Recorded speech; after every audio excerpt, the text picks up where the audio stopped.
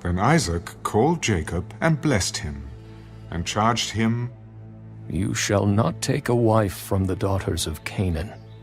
Arise, go to Padan Aram, to the house of Bethuel, your mother's father, and take yourself a wife from there of the daughters of Laban, your mother's brother.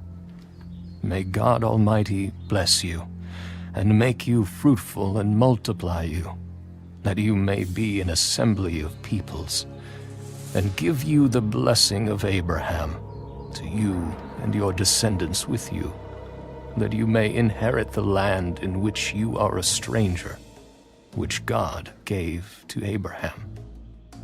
So Isaac sent Jacob away, and he went to Padan Aram, to Laban, the son of Bethuel the Syrian, the brother of Rebekah, the mother of Jacob and Esau. Esau saw that Isaac had blessed Jacob, and sent him away to Padan Aram, to take himself a wife from there, and that as he blessed him, he gave him a charge, saying, You shall not take a wife from the daughters of Canaan. And that Jacob had obeyed his father and his mother, and had gone to Padan Aram. Also Esau saw that the daughters of Canaan did not please his father Isaac. So Esau went to Ishmael, and took Mahalath, the daughter of Ishmael, Abraham's son, the sister of Nebajoth, to be his wife, in addition to the wives he had. Now Jacob went out from Beersheba, and went toward Haran. So he came to a certain place, and stayed there all night, because the sun had set. And he took one of the stones of that place, and put it at his head, and he lay down in that place to sleep.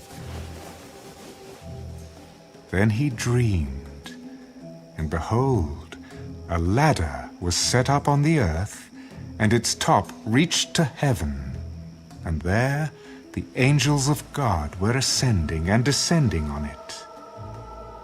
And behold, the Lord stood above it. I am the Lord God of Abraham your father, and the God of Isaac. The land on which you lie I will give to you and your descendants. Also your descendants shall be as the dust of the earth. You shall spread abroad to the west and the east, to the north and the south. And in you and in your seed all the families of the earth shall be blessed. Behold, I am with you, and will keep you wherever you go, and will bring you back to this land. For I will not leave you until I have done what I have spoken to you. Then Jacob awoke from his sleep. Surely the Lord is in this place, and I did not know it. And he was afraid. How awesome is this place! This is none other than the house of God, and this is the gate of heaven.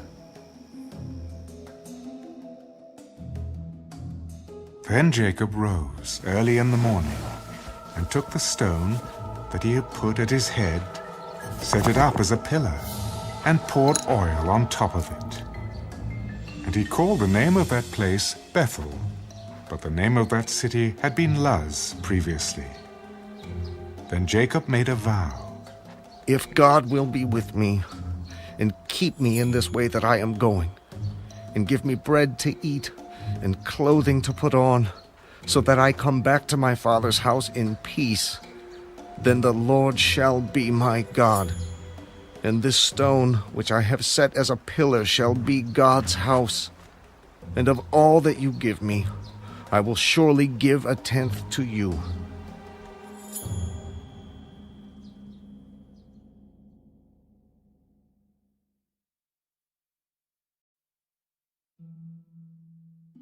So Jacob went on his journey, and came to the land of the people of the east.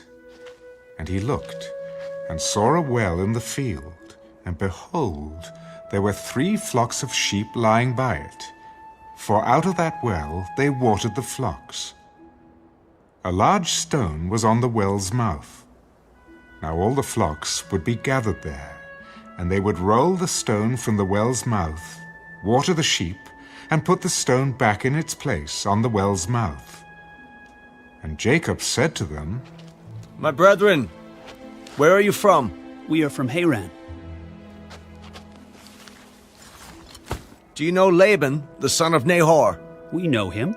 Is he well? He is well. And look, his daughter Rachel is coming with the sheep. Look, it is still high day. It is not time for the cattle to be gathered together. Water the sheep and go and feed them.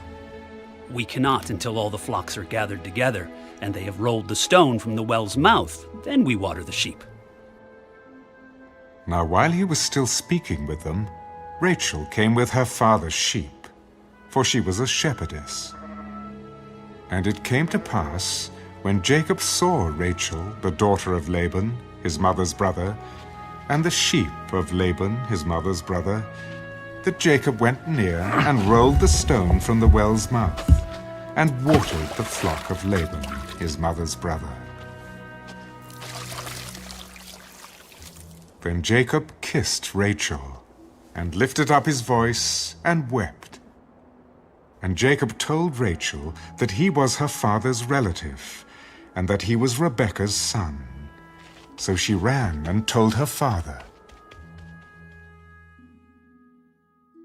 Then it came to pass, when Laban heard the report about Jacob, his sister's son, that he ran to meet him, and embraced him and kissed him, and brought him to his house.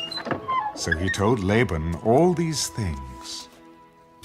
And Laban said to him, Surely you are my bone and my flesh. And he stayed with him for a month. Then Laban said to Jacob, Because you are my relative, should you therefore serve me for nothing? Tell me, what should your wages be? Now Laban had 2 daughters. The name of the elder was Leah, and the name of the younger was Rachel. Leah's eyes were delicate, but Rachel was beautiful of form and appearance. Now Jacob loved Rachel, so he said, I will serve you 7 years for Rachel, your younger daughter. It is better that I give her to you than that I should give her to another man. Stay with me. So Jacob served 7 years for Rachel, and they seemed only a few days to him because of the love he had for her. Then Jacob said to Laban, Give me my wife, for my days are fulfilled, that I may go into her. And Laban gathered together all the men of the place and made a feast. Now it came to pass in the evening that he took Leah his daughter and brought her to Jacob, and he went into her. And Laban gave his maid Zilpah to his daughter Leah as a maid. So it came to pass in the morning that, behold, it was Leah. And he said to Laban, What is this you have done to me? Was it not for Rachel that I served you? Why then have you deceived me? It must not be done so in our country, to give the younger before the firstborn. Fulfill her week, and we will give you this one also for the service which you will serve with me still another 7 years. Then Jacob did so, and fulfilled her week. So he gave him his daughter Rachel as wife also. And Laban gave his maid Bilhah to his daughter Rachel as a maid. Then Jacob also went in to Rachel, and he also loved Rachel more than Leah. And he served with Laban still another 7 years. When the Lord saw that Leah was unloved, he opened her womb, but Rachel was barren. So Leah conceived and bore a son, and she called his name Reuben, for she said, The Lord has surely looked on my affliction. Now, therefore, my husband will love me. Then she conceived again and bore a son. Because the Lord has heard that I am unloved, he has therefore given me this son also.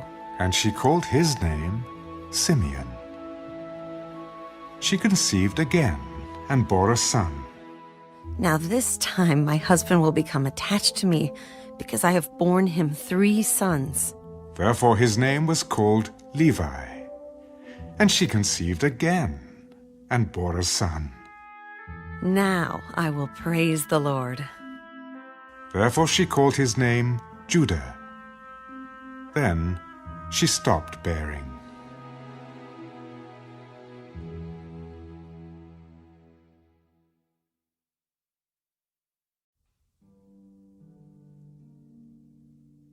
Now when Rachel saw that she bore Jacob no children, Rachel envied her sister and said to Jacob, "Give me children, or else I die." And Jacob's anger was aroused against Rachel. Am I in the place of God, who has withheld from you the fruit of the womb? Here's my maid, Bilhah. Go into her, and she will bear a child on my knees, that I also may have children by her. Then she gave him Bilhah, her maid, as wife, and Jacob went into her. And Bilhah conceived, and bore Jacob a son. Then Rachel said, God has judged my case, and he has also heard my voice and given me a son. Therefore she called his name Dan. And Rachel's maid Bilhah conceived again, and bore Jacob a second son. Then Rachel said, With great wrestlings I have wrestled with my sister, and indeed I have prevailed. So she called his name Naphtali. When Leah saw that she had stopped bearing, she took Zilpah her maid and gave her to Jacob as wife. And Leah's maid Zilpah bore Jacob a son. Then Leah said, A troop comes. So she called his name Gad. And Leah's maid Zilpah bore Jacob a second son. I am happy, for the daughters will call me blessed. So she called his name Asher. Now Reuben went in the days of wheat harvest and found mandrakes in the field, and brought them to his mother Leah. Then Rachel said to Leah, Please, give me some of your son's mandrakes. Is it a small matter that you have taken away my husband? Would you take away my son's mandrakes also? Therefore, he will lie with you tonight for your son's mandrakes. When Jacob came out of the field in the evening, Leah went out to meet him. You must come in to me, for I have surely hired you with my son's mandrakes. And he lay with her that night.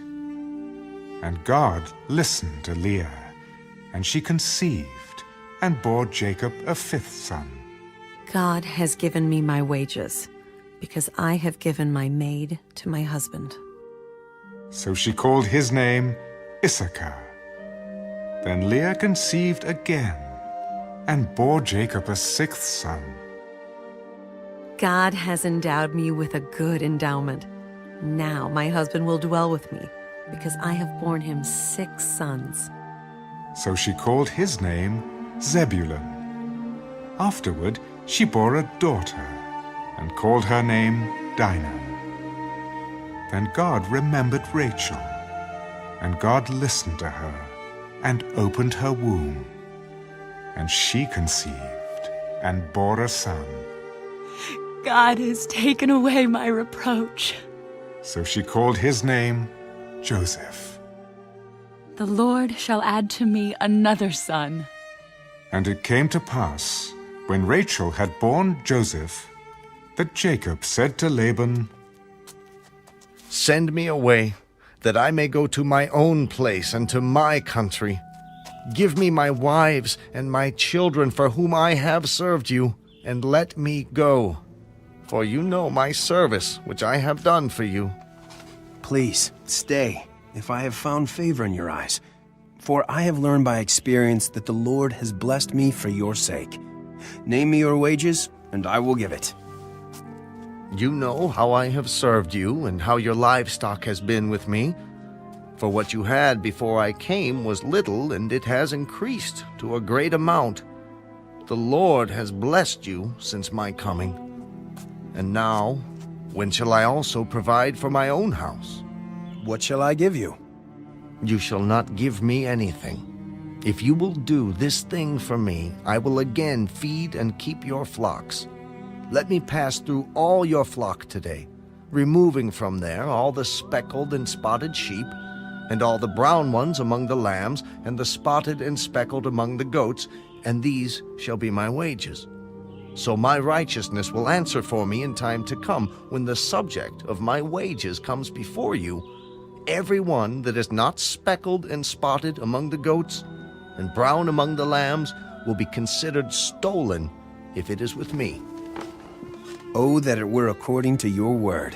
So he removed that day the male goats that were speckled and spotted, all the female goats that were speckled and spotted, every one that had some white in it, and all the brown ones among the lambs, and gave them into the hand of his sons.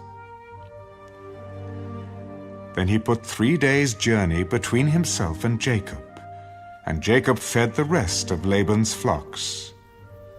Now Jacob took for himself rods of green poplar, and of the almond and chestnut trees, peeled white strips in them, and exposed the white which was in the rods.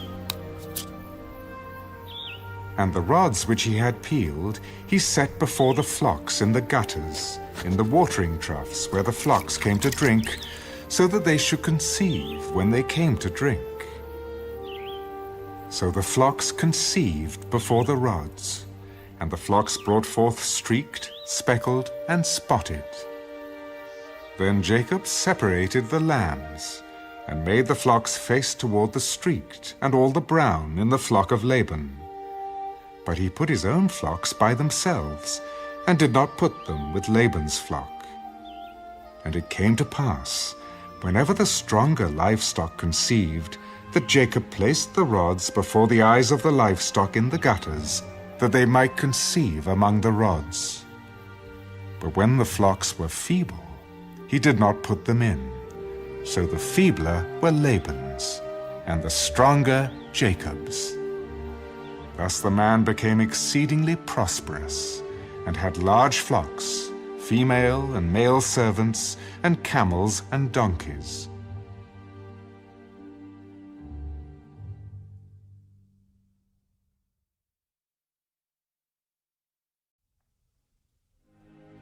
Now Jacob heard the words of Laban's sons. Jacob has taken away all that was our father's, and from what was our father's he has acquired all this wealth.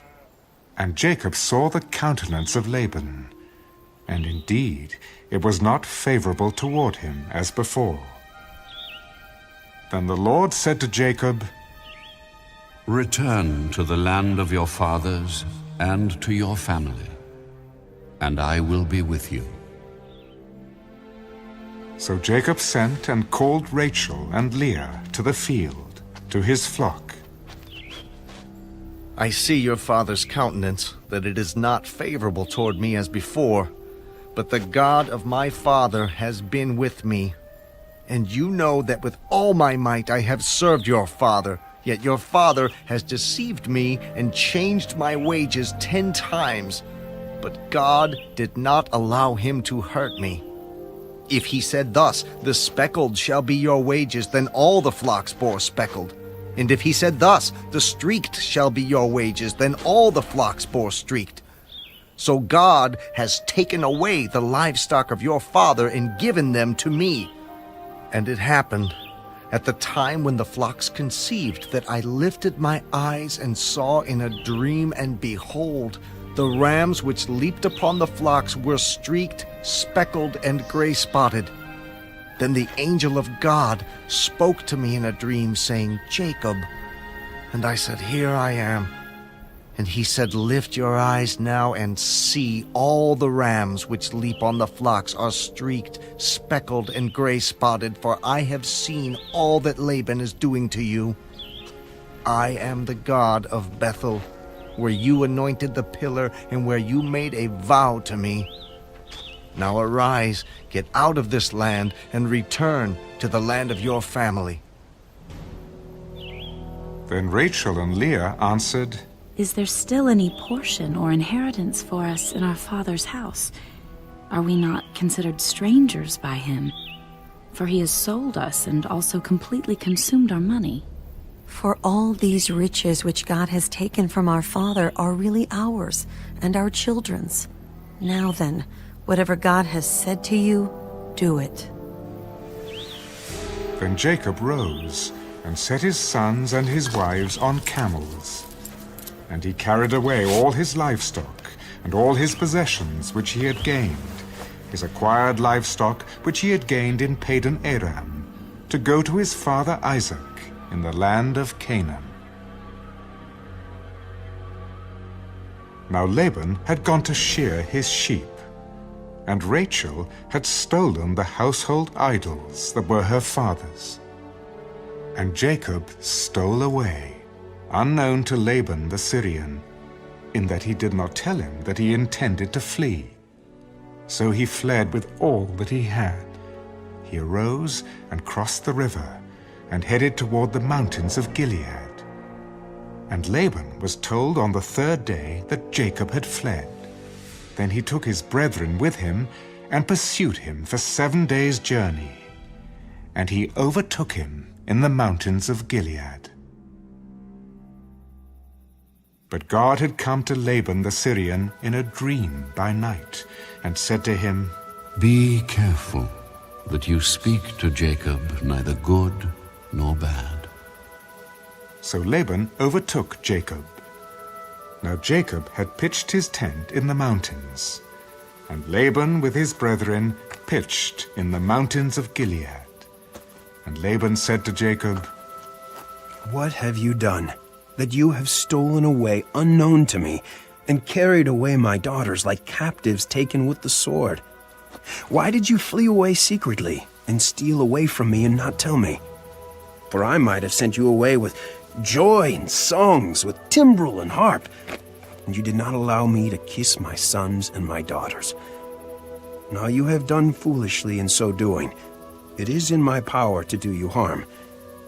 But the God of your father spoke to me last night, saying, Be careful that you speak to Jacob neither good nor bad. And now you have surely gone because you greatly long for your father's house. But why did you steal my gods? Because I was afraid, for I said, Perhaps you would take your daughters from me by force.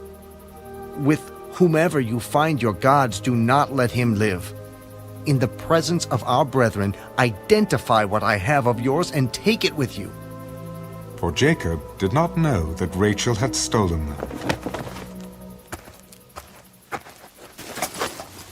And Laban went into Jacob's tent, into Leah's tent, and into the 2 maids' tents. But he did not find them. Then he went out of Leah's tent and entered Rachel's tent. Now Rachel had taken the household idols, put them in the camel's saddle, and sat on them. And Laban searched all about the tent, but did not find them. And she said to her father, Let it not displease my lord, that I cannot rise before you, for the manner of women is with me. And he searched, but did not find the household idols. Then Jacob was angry, and rebuked Laban. What is my trespass? What is my sin that you have so hotly pursued me? Although you have searched all my things, what part of your household things have you found? Set it here before my brethren and your brethren, that they may judge between us both. These 20 years I have been with you. Your ewes and your female goats have not miscarried their young, and I have not eaten the rams of your flock. That which was torn by beasts I did not bring to you, I bore the loss of it. You required it from my hand, whether stolen by day or stolen by night. There I was. In the day the drought consumed me, and the frost by night, and my sleep departed from my eyes. Thus I have been in your house 20 years. I served you 14 years for your 2 daughters and 6 years for your flock, and you have changed my wages 10 times. Unless the God of my father, the God of Abraham, and the fear of Isaac had been with me, surely now you would have sent me away empty-handed. God has seen my affliction and the labor of my hands and rebuked you last night. These daughters are my daughters, and these children are my children, and this flock is my flock. All that you see is mine. What can I do this day to these my daughters, or to their children whom they have borne? Now therefore come, let us make a covenant, you and I, and let it be a witness between you and me. So Jacob took a stone and set it up as a pillar. Then Jacob said to his brethren, Gather stones. And they took stones and made a heap, and they ate there on the heap.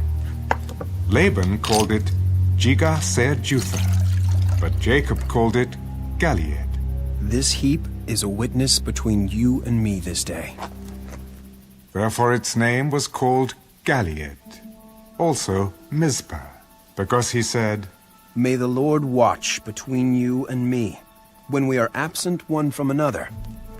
If you afflict my daughters, or if you take other wives besides my daughters, although no man is with us, see, God is witness between you and me.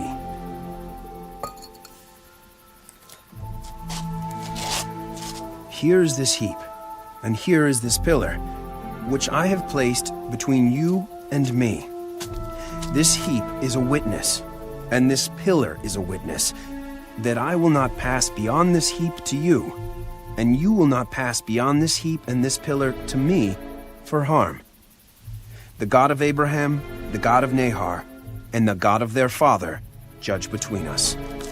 And Jacob swore by the fear of his father Isaac. Then Jacob offered a sacrifice on the mountain, and called his brethren to eat bread. And they ate bread and stayed all night on the mountain. And early in the morning Laban arose, and kissed his sons and daughters, and blessed them. Then Laban departed, and returned to his place.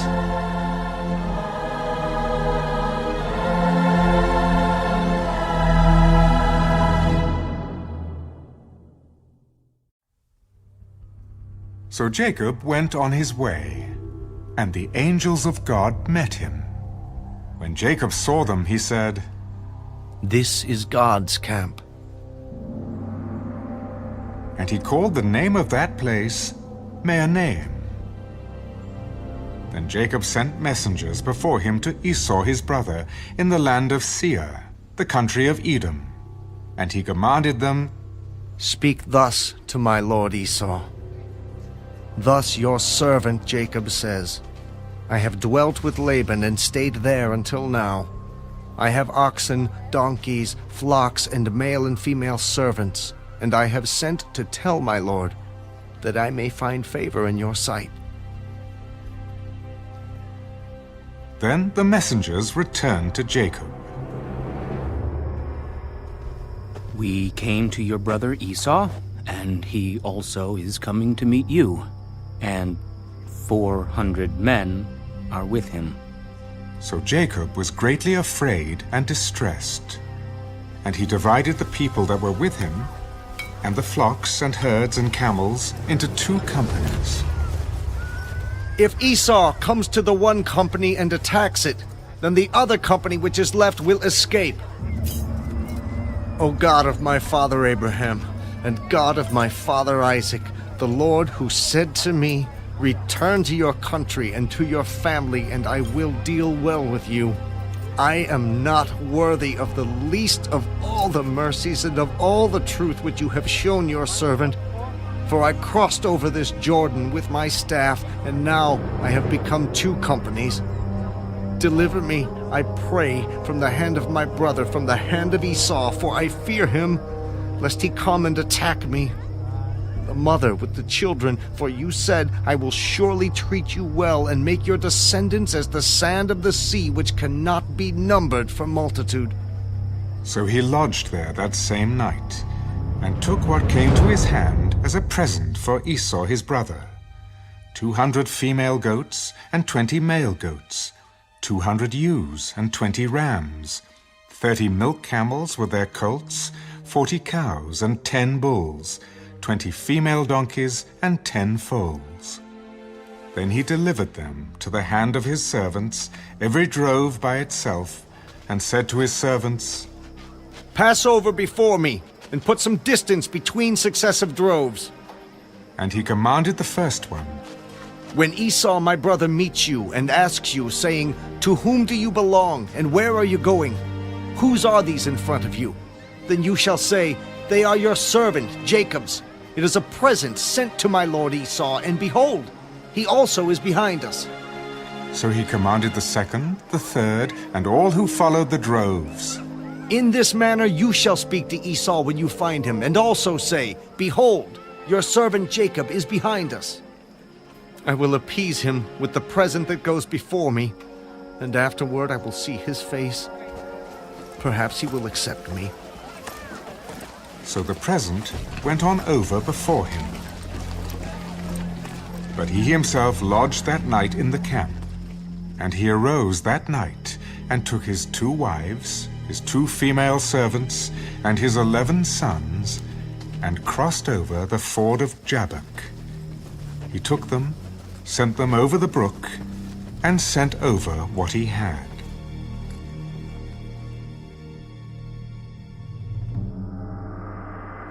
Then Jacob was left alone, and a man wrestled with him until the breaking of day.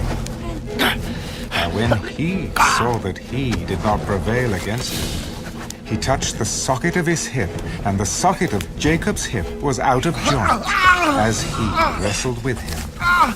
And he said, Let me go, for the day breaks. I will not let you go unless you bless me. What is your name? Jacob! Your name shall no longer be called Jacob, but Israel. For you have struggled with God and with men, and have prevailed. Tell me your name, I pray. Why is it that you ask about my name? And he blessed him there. So Jacob called the name of the place Peniel. For I have seen God face to face, and my life is preserved. Just as he crossed over Penuel, the sun rose on him, and he limped on his hip. Therefore, to this day, the children of Israel do not eat the muscle that shrank, which is on the hip socket, because he touched the socket of Jacob's hip in the muscle that shrank.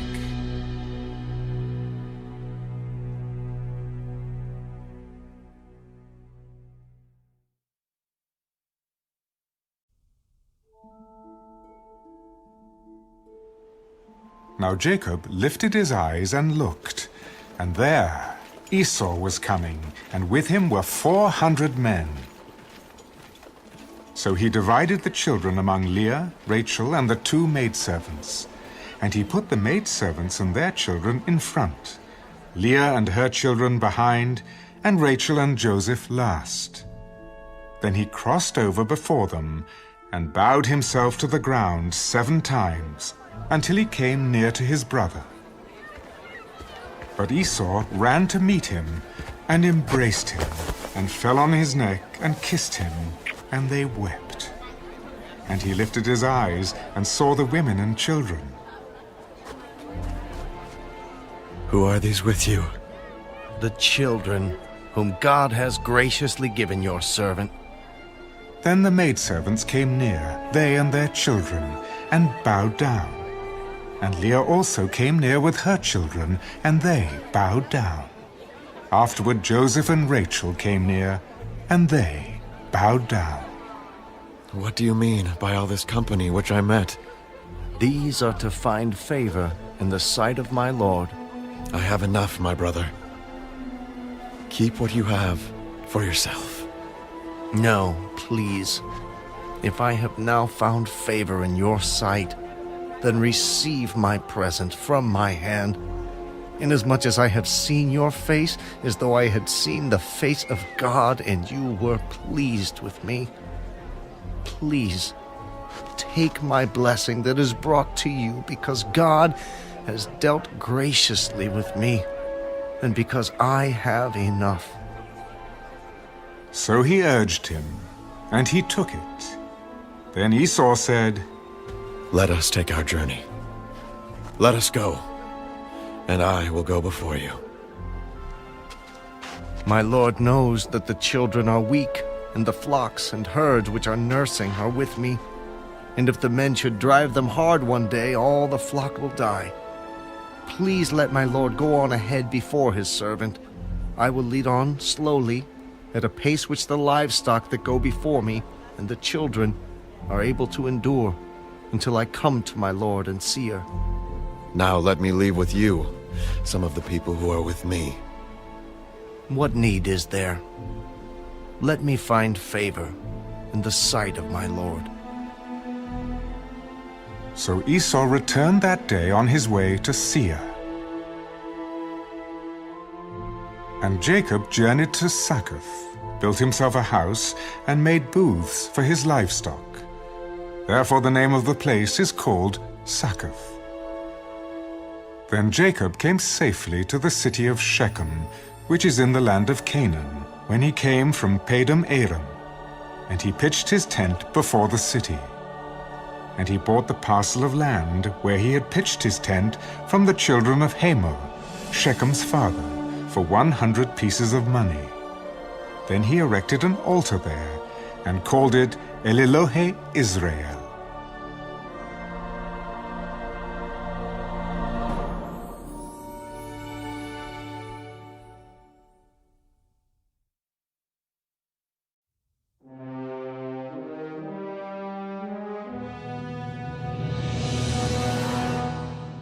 Now Dinah, the daughter of Leah, whom she had borne to Jacob, went out to see the daughters of the land. And when Shechem, the son of Hamor the Hivite, prince of the country, saw her, he took her and lay with her and violated her. His soul was strongly attracted to Dinah, the daughter of Jacob, and he loved the young woman and spoke kindly to the young woman. So Shechem spoke to his father Hamor, Get me this young woman as a wife. And Jacob heard that he had defiled Dinah his daughter. Now his sons were with his livestock in the field. So Jacob held his peace until they came. Then Hamor, the father of Shechem, went out to Jacob to speak with him. And the sons of Jacob came in from the field when they heard it. And the men were grieved and very angry, because he had done a disgraceful thing in Israel by lying with Jacob's daughter, a thing which ought not to be done. But Hamor spoke with them. The soul of my son Shechem longs for your daughter. Please give her to him as a wife, and make marriages with us. Give your daughters to us, and take our daughters to yourselves, so you shall dwell with us, and the land shall be before you. Dwell and trade in it, and acquire possessions for yourselves in it.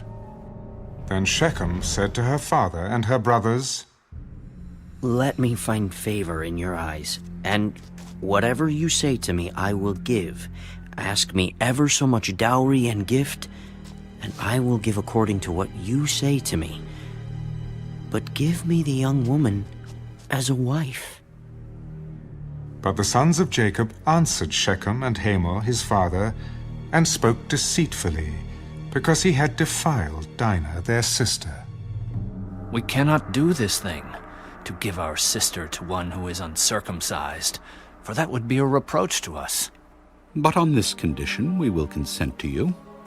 If you will become as we are, if every male of you is circumcised, then we will give our daughters to you, and we will take your daughters to us, and we will dwell with you, and we will become one people.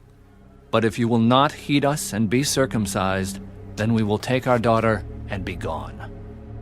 And their words pleased Hamor and Shechem, Hamor's son. So the young man did not delay to do the thing, because he delighted in Jacob's daughter. He was more honorable than all the household of his father.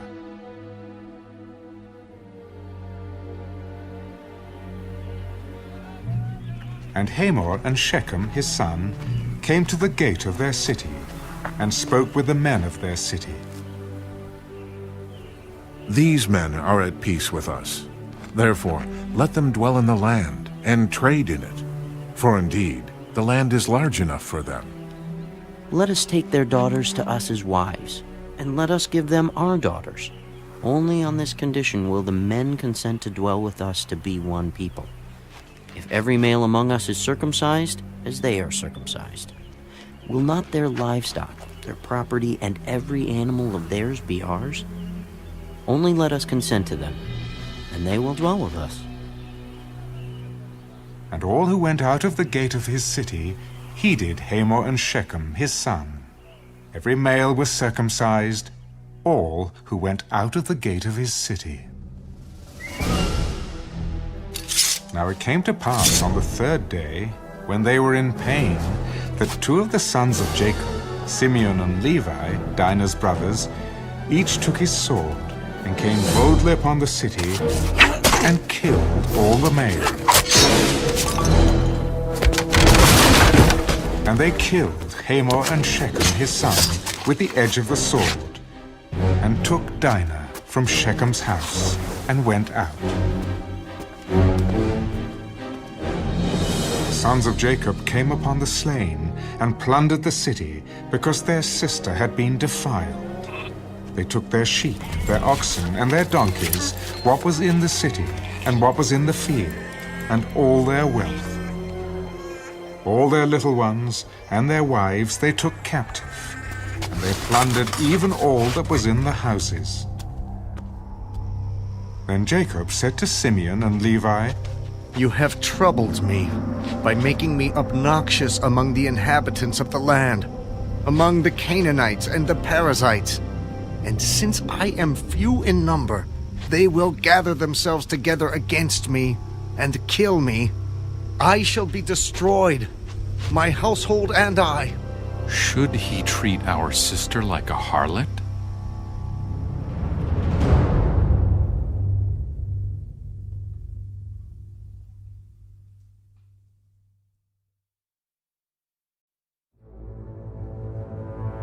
Then God said to Jacob, "Arise, go up to Bethel, and dwell there, and make an altar there to God, who appeared to you when you fled from the face of Esau, your brother."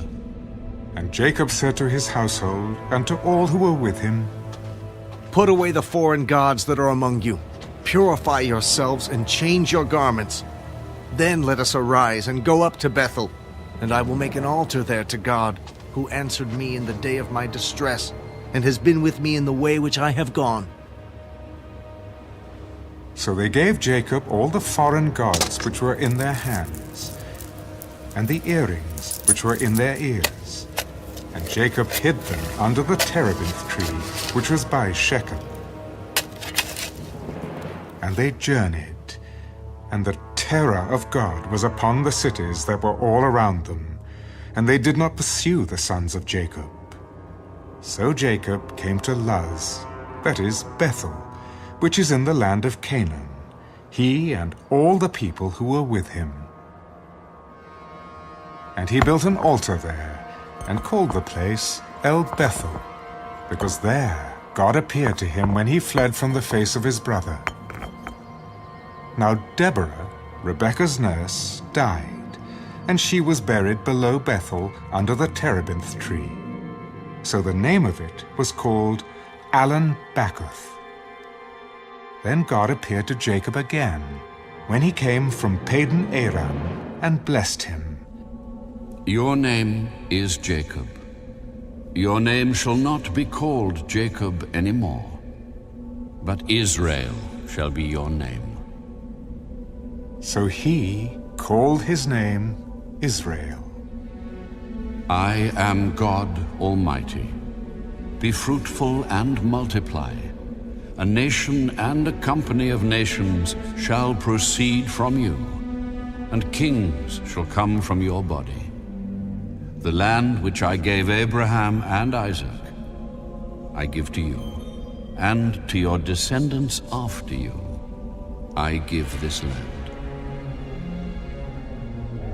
Then God went up from him in the place where he talked with him. So Jacob set up a pillar in the place where he talked with him, a pillar of stone. And he poured a drink offering on it, and he poured oil on it. And Jacob called the name of the place where God spoke with him, Bethel. Then they journeyed from Bethel. And when there was but a little distance to go to Ephrath, Rachel labored in childbirth, and she had hard labor. Now it came to pass, when she was in hard labor, that the midwife said to her, Do not fear. You will have this son also. And so it was, as her soul was departing, for she died, that she called his name Ben-Oni. But his father called him Benjamin. So Rachel died, and was buried on the way to Ephrath, that is, Bethlehem. And Jacob set a pillar on her grave, which is the pillar of Rachel's grave to this day. Then Israel journeyed, and pitched his tent beyond the tower of Eder. And it happened, when Israel dwelt in that land, that Reuben went and lay with Bilhah, his father's concubine, and Israel heard about it. Now the sons of Jacob were 12.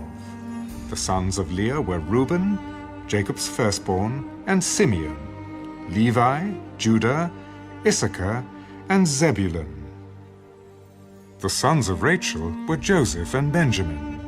The sons of Bilhah, Rachel's maidservant, were Dan and Naphtali. And the sons of Zilpah, Leah's maidservant, were Gad and Asher. These were the sons of Jacob, who were born to him in Padan Aram. Then Jacob came to his father Isaac at Mamre, or Kirjath Arba, that is, Hebron, where Abraham and Isaac had dwelt. Now the days of Isaac were 180 years. So Isaac breathed his last and died, and was gathered to his people, being old and full of days. And his sons Esau and Jacob buried him.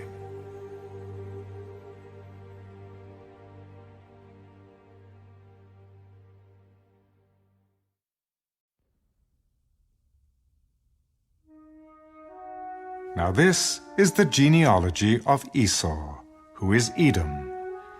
Esau took his wives from the daughters of Canaan, Adah, the daughter of Elon, the Hittite, Aholibamah, the daughter of Anah, the daughter of Zibeon, the Hivite, and Basemath, Ishmael's daughter, sister of Nebajoth. Now Adah bore Eliphaz to Esau, and Basemath bore Ruel. And Aholibamah bore Jeush, Jaalam, and Korah. These were the sons of Esau, who were born to him in the land of Canaan. Then Esau took his wives, his sons, his daughters, and all the persons of his household, his cattle, and all his animals, and all his goods which he had gained in the land of Canaan, and went to a country away from the presence of his brother Jacob. For their possessions were too great for them to dwell together, and the land where they were strangers could not support them because of their livestock. So Esau dwelt in Mount Seir. Esau is Edom, and this is the genealogy of Esau, the father of the Edomites, in Mount Seir. These were the names of Esau's sons: Eliphaz, the son of Adah, the wife of Esau, and Reuel, the son of Basemath, the wife of Esau. And the sons of Eliphaz were Teman, Omar, Zepho, Gatam, and Kenaz. Now Timnah was the concubine of Eliphaz, Esau's son, and she bore Amalek to Eliphaz. These were the sons of Adah, Esau's wife. These were the sons of Reuel: Nahath, Zerah, Shammah, and Mizah. These were the sons of Basemath, Esau's wife. These were the sons of Aholibamah, Esau's wife, the daughter of Anah, the daughter of Zibeon. And she bore to Esau Jeush, Jaalam, and Korah. These were the chiefs of the sons of Esau. The sons of Eliphaz, the firstborn son of Esau, were Chief Teman, Chief Omar, Chief Zepho, Chief Kenaz, Chief Korah, Chief Gatam, and Chief Amalek. These were the chiefs of Eliphaz in the land of Edom. They were the sons of Adah. These were the sons of Reuel, Esau's son: Chief Nahath, Chief Zerah, Chief Shammah, and Chief Mizah. These were the chiefs of Reuel in the land of Edom. These were the sons of Basemath, Esau's wife. And these were the sons of Aholibamah, Esau's wife: Chief Jeush, Chief Jaalam, and Chief Korah. These were the chiefs who descended from Aholibamah, Esau's wife, the daughter of Anah. These were the sons of Esau, who is Edom, and these were their chiefs. These were the sons of Seir, the Horite, who inhabited the land: Lotan, Shobal, Zibeon, Anah, Dishan, Ezer, and Dishan. These were the chiefs of the Horites, the sons of Seir, in the land of Edom. And the sons of Lotan were Horai and Heman. Lotan's sister was Timnah. These were the sons of Shobal: Alvan, Manahath, Ebal, Shepho, and Onam. These were the sons of Zibeon, both Ajah and Anah. This was the Anah who found the water in the wilderness, as he pastured the donkeys of his father Zibeon. These were the children of Anah: Dishon and Aholibamah, the daughter of Anah. These were the sons of Dishan: Hemdan, Eshban, Ithran, and Kiran. These were the sons of Ezur: Bilhan, Zeavan, and Achan. These were the sons of Dishan: Uz and Aran. These were the chiefs of the Horites: Chief Lotan, Chief Shobal, Chief Zibeon, Chief Anah, Chief Dishan, Chief Ezer, and Chief Dishan. These were the chiefs of the Horites, according to their chiefs in the land of Seir. Now these were the kings who reigned in the land of Edom, before any king reigned over the children of Israel. Bela, the son of Beor, reigned in Edom, and the name of his city was Dinhabah. And when Bela died, Jobab, the son of Zerah of Basra, reigned in his place. When Jobab died, Husham of the land of the Temanites reigned in his place. And when Husham died, Hadad, the son of Bedad, who attacked Midian in the field of Moab, reigned in his place, and the name of his city was Avith. When Hadad died, Samlah of Masrekah reigned in his place. And when Samlah died, Saul of Rehoboth by the river reigned in his place. When Saul died, Baal-Hanan, the son of Achbor, reigned in his place. And when Baal-Hanan, the son of Achbor, died, Hadar reigned in his place, and the name of his city was Peu. His wife's name was Mehetabel, the daughter of Matred, the daughter of Mezahab. And these were the names of the chiefs of Esau, according to their families and their places, by their names: Chief Timnah, Chief Alva, Chief Jetheth, Chief Aholibamah, Chief Elah, Chief Pinan, Chief Kenaz, Chief Teman, Chief Mibzar, Chief Magdiel, and Chief Iram. These were the chiefs of Edom, according to their dwelling places in the land of their possession. Esau was the father of the Edomites.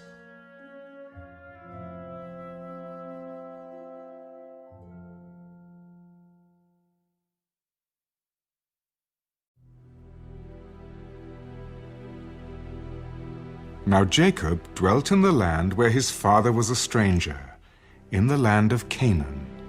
This is the history of Jacob. Joseph, being 17 years old, was feeding the flock with his brothers, and the lad was with the sons of Bilhah and the sons of Zilpah, his father's wives. And Joseph brought a bad report of them to his father. Now Israel loved Joseph more than all his children, because he was the son of his old age. Also, he made him a tunic of many colors. But when his brothers saw that their father loved him more than all his brothers, they hated him and could not speak peaceably to him. Now Joseph had a dream, and he told it to his brothers, and they hated him even more. So he said to them, "Please, hear this dream which I have dreamed. There we were, binding sheaves in the field. Then, behold, my sheaf arose and also stood upright. And indeed your sheaves stood all around and bowed down to my sheaf." And his brothers said to him, "Shall you indeed reign over us? Or shall you indeed have dominion over us?" So they hated him even more for his dreams and for his words. Then he dreamed still another dream and told it to his brothers. "Look, I have dreamed another dream, and this time the sun, the moon, and the 11 stars bowed down to me." So he told it to his father and his brothers, and his father rebuked him. "What is this dream that you have dreamed? Shall your mother and I and your brothers indeed come to bow down to the earth before you?" And his brothers envied him, but his father kept the matter in mind. Then his brothers went to feed their father's flock in Shechem. And Israel said to Joseph, "Are not your brothers feeding the flock in Shechem? Come, I will send you to them." So he said to him, "Here I am. Please go and see if it is well with your brothers and well with the flocks, and bring back word to me." So he sent him out of the valley of Hebron, and he went to Shechem. Now a certain man found him, and there he was, wandering in the field. "What are you seeking?" "I am seeking my brothers. Please, tell me where they are feeding their flocks." "They have departed from here, for I heard them say, 'Let us go to Dothan.'" So Joseph went after his brothers, and found them in Dothan. Now when they saw him afar off, even before he came near them, they conspired against him to kill him. "Look, this dreamer is coming.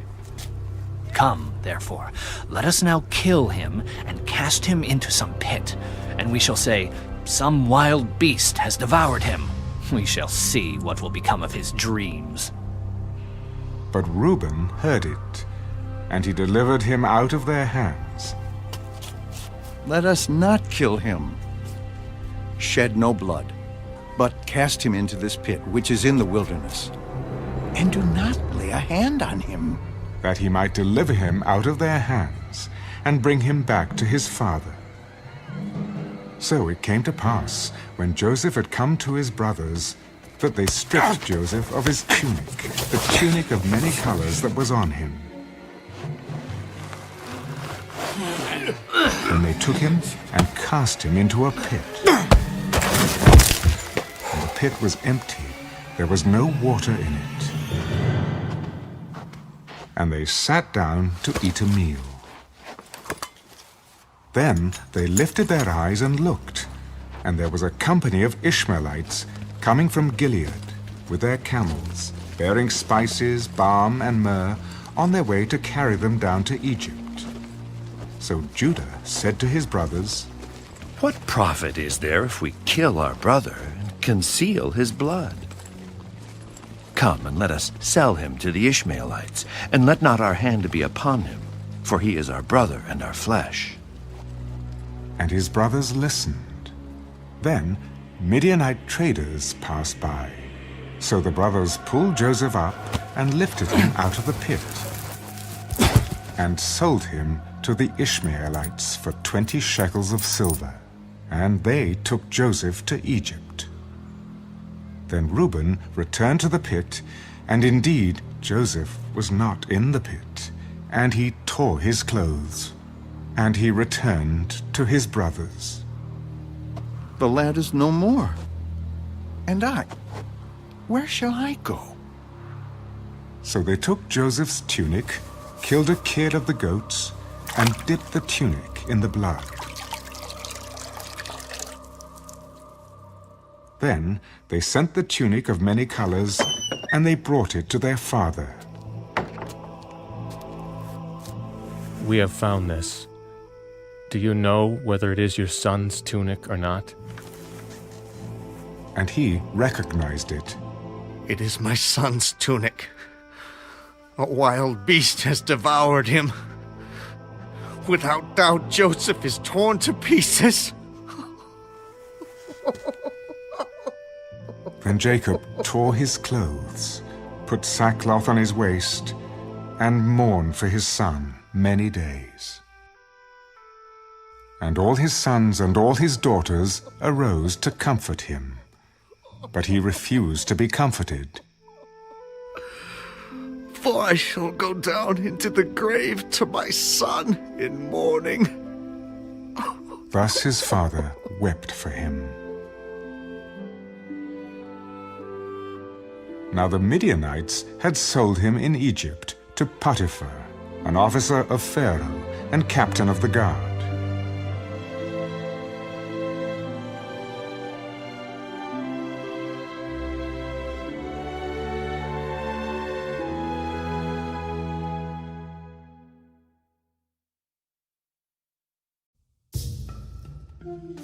It came to pass at that time that Judah departed from his brothers and visited a certain Adullamite whose name was Hira. And Judah saw there a daughter of a certain Canaanite whose name was Shua. And he married her and went into her. So she conceived and bore a son, and he called his name She conceived again and bore a son, and she called his name Onan. And she conceived yet again, and bore a son, and called his name Shelah. He was at Chezib when she bore him. Then Judah took a wife for his firstborn, and her name was Tamar. But Judah's firstborn, was wicked in the sight of the Lord, and the Lord killed him. And Judah said to Onan, "Go in to your brother's wife and marry her, and raise up an heir to your brother." But Onan knew that the heir would not be his. And it came to pass, when he went in to his brother's wife, that he omitted on the ground, lest he should give an heir to his brother. And the thing which he did displeased the Lord. Therefore he killed him also. Then Judah said to Tamar, his daughter-in-law, Remain a widow in your father's house till my son Shelah is grown, lest he also die like his brothers. And Tamar went and dwelt in her father's house. Now in the process of time, the daughter of Shua, Judah's wife, died. And Judah was comforted, and went up to his sheep shearers at Timnah, he and his friend Hira the Adullamite. And it was told Tamar, Look, your father-in-law is going up to Timnah to shear his sheep. So she took off her widow's garments, covered herself with a veil, and wrapped herself, and sat in an open place which was on the way to Timnah. For she saw that Shelah was grown, and she was not given to him as a wife.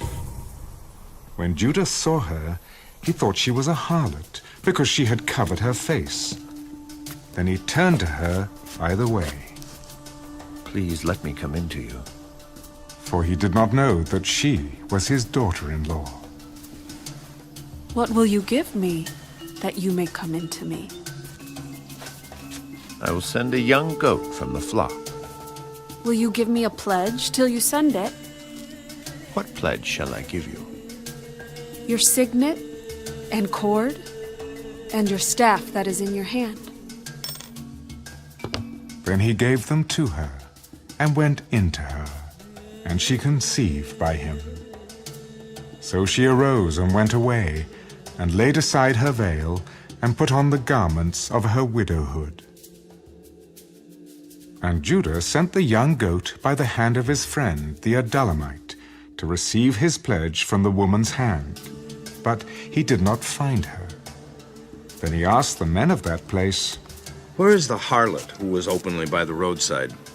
There was no harlot in this place. So he returned to Judah. I cannot find her. Also, the men of the place said there was no harlot in this place. Let her take them for herself, lest we be shamed. For I sent this young goat, and you have not found her.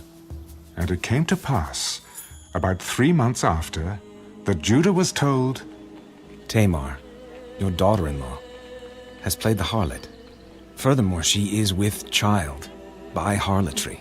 Bring her out, and let her be burned. When she was brought out, she sent to her father-in-law. By the man to whom these belong, I am with child. Please determine whose these are, the signet and cord and staff. So Judah acknowledged them. She has been more righteous than I, because I did not give her to Shelah, my son. And he never knew her again. Now it came to pass, at the time for giving birth, that behold, twins were in her womb. And so it was, when she was giving birth, that the one put out his hand, and the midwife took a scarlet thread and bound it on his hand. This one came out first. And it happened, as he drew back his hand, that his brother came out unexpectedly. How did you break through? This breach be upon you. Therefore his name was called Perez. Afterward his brother came out who had the scarlet thread on his hand, and his name was called Zerah.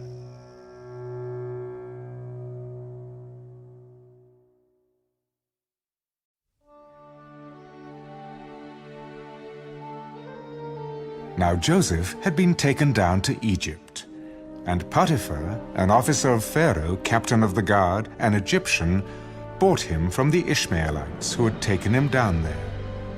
The Lord was with Joseph, and he was a successful man, and he was in the house of his master, the Egyptian. And his master saw that the Lord was with him, and that the Lord made all he did to prosper in his hand. So Joseph found favor in his sight and served him. Then he made him overseer of his house, and all that he had he put under his authority. So it was, from the time that he made him an overseer of his house and all that he had, that the Lord blessed the Egyptian's house for Joseph's sake. And the blessing of the Lord was on all that he had in the house and in the field. Thus he left all that he had in Joseph's hand, and he did not know what he had except for the bread which he ate. Now Joseph was handsome in form and appearance. And it came to pass after these things that his master's wife cast longing eyes on Joseph. Lie with me. But he refused. Look, my master does not know what is with me in the house, and he has committed all that he has to my hand. There is no one greater in this house than I, nor has he kept back anything from me. But you, because you are his wife. How then can I do this great wickedness and sin against God? So it was, as she spoke to Joseph day by day, that he did not heed her, to lie with her or to be with her. But it happened about this time, when Joseph went into the house to do his work, and none of the men of the house was inside, that she caught him by his garment. Lie with me. But he left his garment in her hand, and fled and ran outside. And so it was, when she saw that he had left his garment in her hand and fled outside, that she called to the men of her house and spoke to them. See, he has brought into us a Hebrew to mock us. He came in to me to lie with me, and I cried out with a loud voice. And it happened when he heard that I lifted my voice and cried out, that he left his garment with me and fled and went outside. So she kept his garment with her until his master came home. Then she spoke to him with words like these. The Hebrew servant whom you brought to us came in to me to mock me. So it happened as I lifted my voice and cried out, that he left his garment with me and fled outside. So it was, when his master heard the words which his wife spoke to him, your servant did to me after this manner, that his anger was aroused.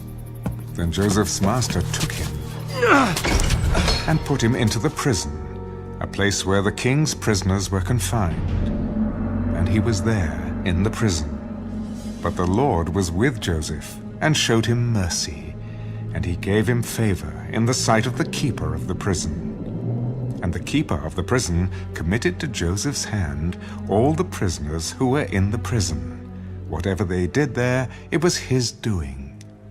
The keeper of the prison did not look into anything that was under Joseph's authority, because the Lord was with him, and whatever he did, the Lord made it prosper.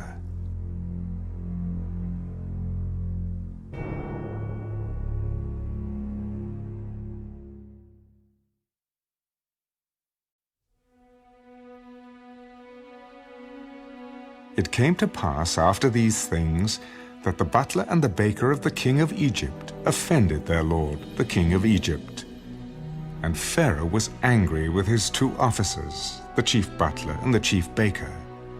So he put them in custody in the house of the captain of the guard, in the prison, the place where Joseph was confined.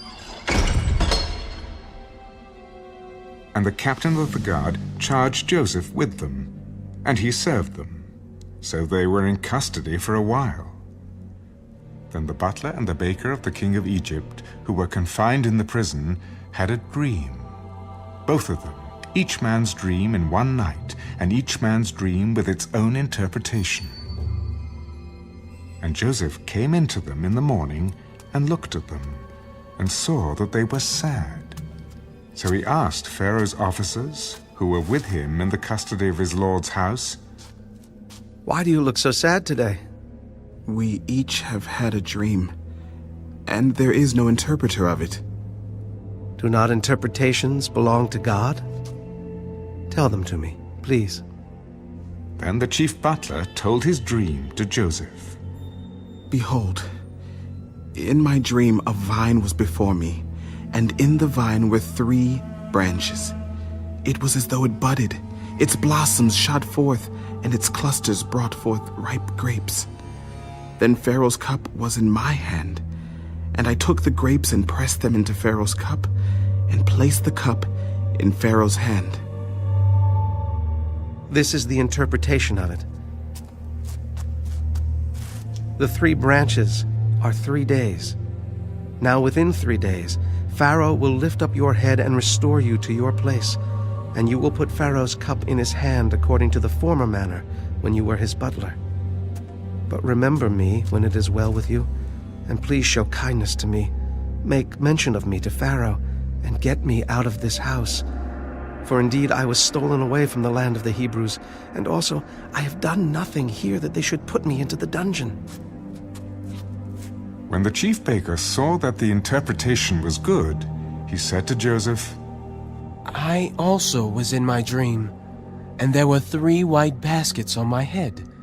In the uppermost basket were all kinds of baked goods for Pharaoh, and the birds ate them out of the basket on my head. This is the interpretation of it.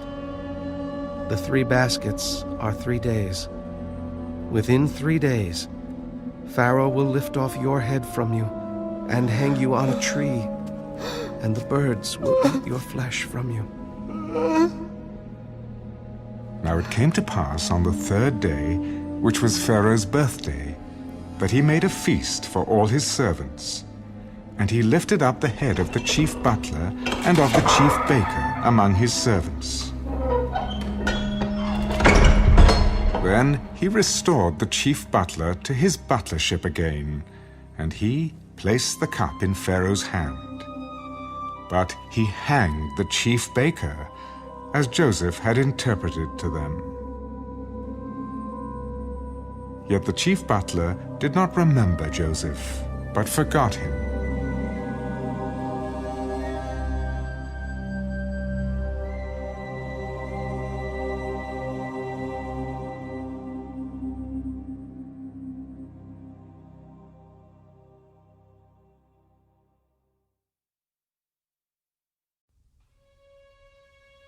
Then it came to pass, at the end of 2 full years, that Pharaoh had a dream.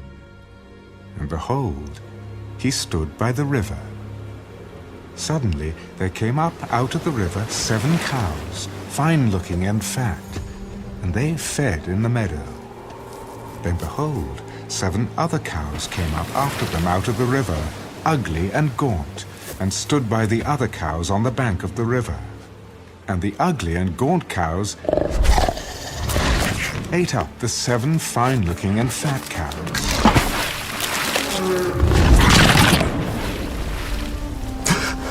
So Pharaoh awoke. He slept and dreamed a 2nd time. And suddenly 7 heads of grain came up on one stalk, plump and good. Then behold, 7 thin heads, blighted by the east wind, sprang up after them. And the 7 thin heads devoured the 7 plump and full heads. So Pharaoh awoke, and indeed it was a dream. Now it came to pass in the morning that his spirit was troubled, and he sent and called for all the magicians of Egypt and all its wise men. And Pharaoh told them his dreams, but there was no one who could interpret them for Pharaoh. Then the chief butler spoke to Pharaoh. I remember my faults this day. When Pharaoh was angry with his servants and put me in custody in the house of the captain of the guard, both me and the chief baker, we each had a dream in one night, he and I. Each of us dreamed according to the interpretation of his own dream. Now there was a young Hebrew man with us there, a servant of the captain of the guard. And we told him, and he interpreted our dreams for us. To each man he interpreted according to his own dream. And it came to pass, just as he interpreted for us, So it happened. He restored me to my office, and he hanged him. Then Pharaoh sent and called Joseph, and they brought him quickly out of the dungeon. And he shaved, changed his clothing, and came to Pharaoh. And Pharaoh said to Joseph, I have had a dream, and there is no one who can interpret it. But I have heard it said of you that you can understand a dream, to interpret it. So Joseph answered Pharaoh, saying, It is not in me. God will give Pharaoh an answer of peace. Behold, in my dream I stood on the bank of the river. Suddenly 7 cows came up out of the river, fine-looking and fat, and they fed in the meadow. Then behold, 7 other cows came up after them, poor and very ugly and gaunt, such ugliness as I have never seen in all the land of Egypt. And the gaunt and ugly cows ate up the first 7, the fat cows. When they had eaten them up, no one would have known that they had eaten them, for they were just as ugly as at the beginning. So I awoke. Also I saw in my dream, and suddenly 7 heads came up on one stalk, full and good.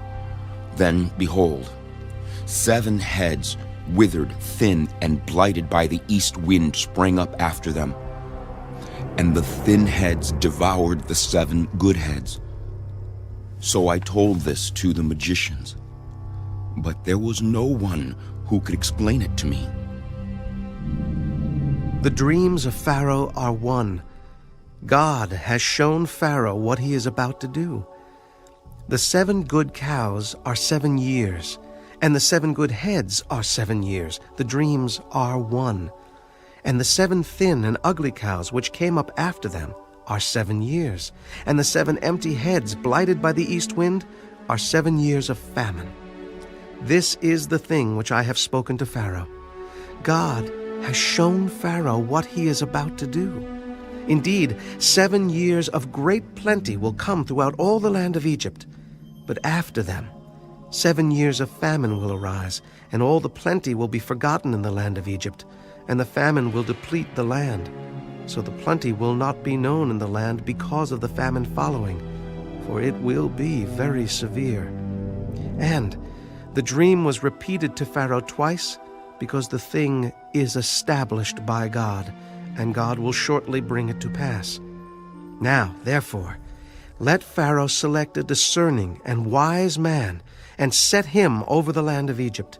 Let Pharaoh do this, and let him appoint officers over the land to collect 1/5 of the produce of the land of Egypt in the 7 plentiful years. And let them gather all the food of those good years that are coming, and store up grain under the authority of Pharaoh, and let them keep food in the cities. Then that food shall be as a reserve for the land for the 7 years of famine, which shall be in the land of Egypt, that the land may not perish during the famine. So the advice was good in the eyes of Pharaoh and in the eyes of all his servants. And Pharaoh said to his servants, Can we find such a one as this, a man in whom is the Spirit of God? Then Pharaoh said to Joseph, Inasmuch as God has shown you all this, there is no one as discerning and wise as you. You shall be over my house, and all my people shall be ruled according to your word. Only in regard to the throne will I be greater than you. See, I have set you over all the land of Egypt. Then Pharaoh took his signet ring off his hand and put it on Joseph's hand. And he clothed him in garments of fine linen and put a gold chain around his neck. And he had him ride in the 2nd chariot which he had. And they cried out before him, Bow the knee! So he set him over all the land of Egypt. Pharaoh also said to Joseph, I am Pharaoh. and without your consent no man may lift his hand or foot in all the land of Egypt. And Pharaoh called Joseph's name Zaphnath-Paaneah, and he gave him as a wife Asenath, the daughter of Potiphera, priest of On. So Joseph went out over all the land of Egypt. Joseph was 30 years old when he stood before Pharaoh, king of Egypt. And Joseph went out from the presence of Pharaoh and went throughout all the land of Egypt. Now, in the 7 plentiful years, the ground brought forth abundantly. So he gathered up all the food of the 7 years which were in the land of Egypt, and laid up the food in the cities. He laid up in every city the food of the fields which surrounded them. Joseph gathered very much grain, as the sand of the sea, until he stopped counting, for it was immeasurable. And to Joseph were born 2 sons before the years of famine came, whom Asenath, the daughter of Potiphera, priest of On, bore to him. Joseph called the name of the firstborn Manasseh. For God has made me forget all my toil and all my father's house. And the name of the second he called Ephraim. For God has caused me to be fruitful in the land of my affliction. Then the 7 years of plenty which were in the land of Egypt ended, and the 7 years of famine began to come, as Joseph had said. The famine was in all lands, but in all the land of Egypt there was bread. So when all the land of Egypt was famished, the people cried to Pharaoh for bread. Then Pharaoh said to all the Egyptians, "Go to Joseph. Whatever he says to you, do."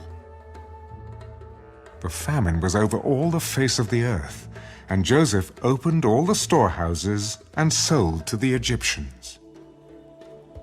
And the famine became severe in the land of Egypt. So all countries came to Joseph in Egypt to buy grain, because the famine was severe in all lands.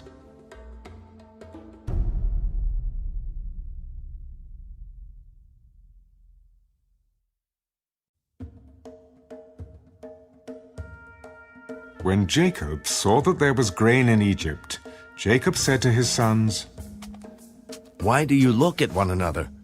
Indeed, I have heard that there is grain in Egypt. Go down to that place and buy for us there, that we may live and not die. So Joseph's 10 brothers went down to buy grain in Egypt. But Jacob did not send Joseph's brother, Benjamin, with his brothers, lest some calamity befall him. And the sons of Israel went to buy grain among those who journeyed, for the famine was in the land of Canaan.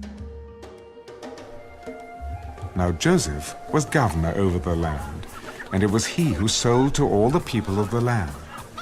And Joseph's brothers came and bowed down before him, with their faces to the earth. Joseph saw his brothers and recognized them, but he acted as a stranger to them and spoke roughly to them. Where do you come from? From the land of Canaan to buy food. So Joseph recognized his brothers, but they did not recognize him. Then Joseph remembered the dreams which he had dreamed about them. You are spies. You have come to see the nakedness of the land. No, my lord, but your servants have come to buy food. We are all one man's sons. We are honest men. Your servants are not spies. No, but you have come to see the nakedness of the land. Your servants are 12 brothers, the sons of one man in the land of Canaan. And in fact, the youngest is with our father today, and one is no more. It is as I spoke to you, saying you are spies. In this manner you shall be tested. By the life of Pharaoh, you shall not leave this place unless your youngest brother comes here. Send one of you, and let him bring your brother, and you shall be kept in prison, that your words may be tested to see whether there is any truth in you. Or else, by the life of Pharaoh, surely you are spies." So he put them all together in prison 3 days. Then Joseph said to them the 3rd day,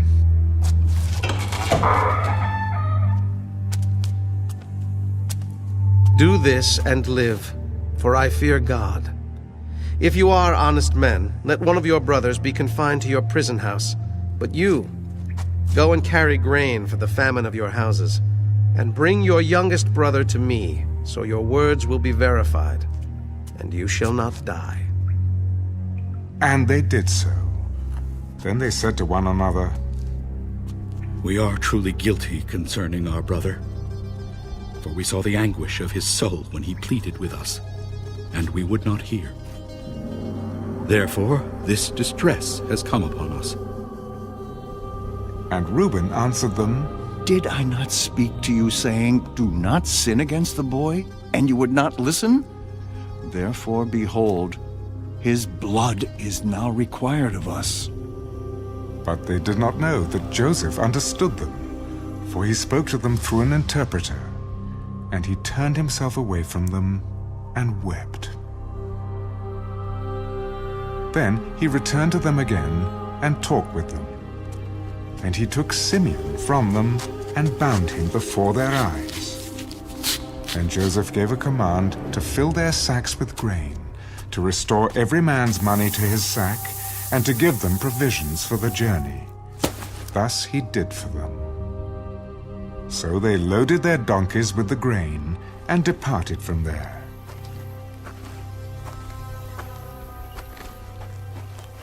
But as one of them opened his sack to give his donkey feed at the encampment, he saw his money, and there it was, in the mouth of his sack. "My money has been restored, and there it is, in my sack." Then their hearts failed them, and they were afraid, saying to one another, "What is this that God has done to us?"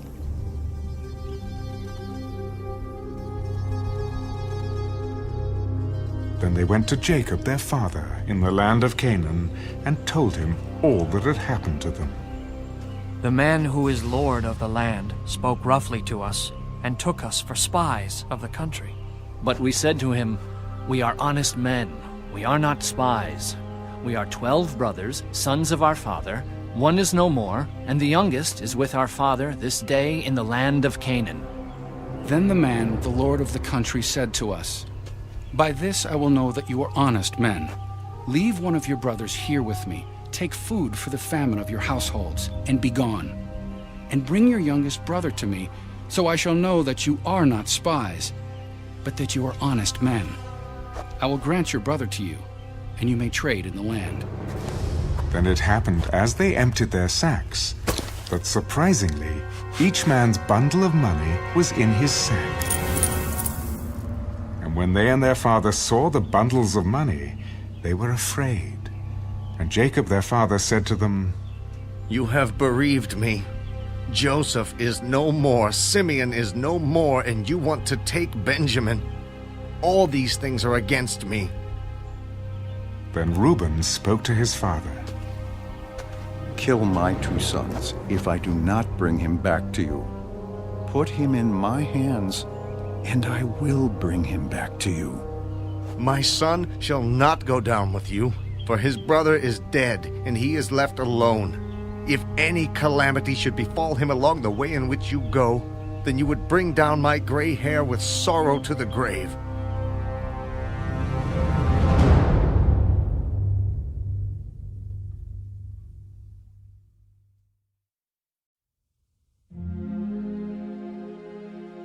Now the famine was severe in the land. And it came to pass, when they had eaten up the grain which they had brought from Egypt, that their father said to them, "Go back, buy us a little food."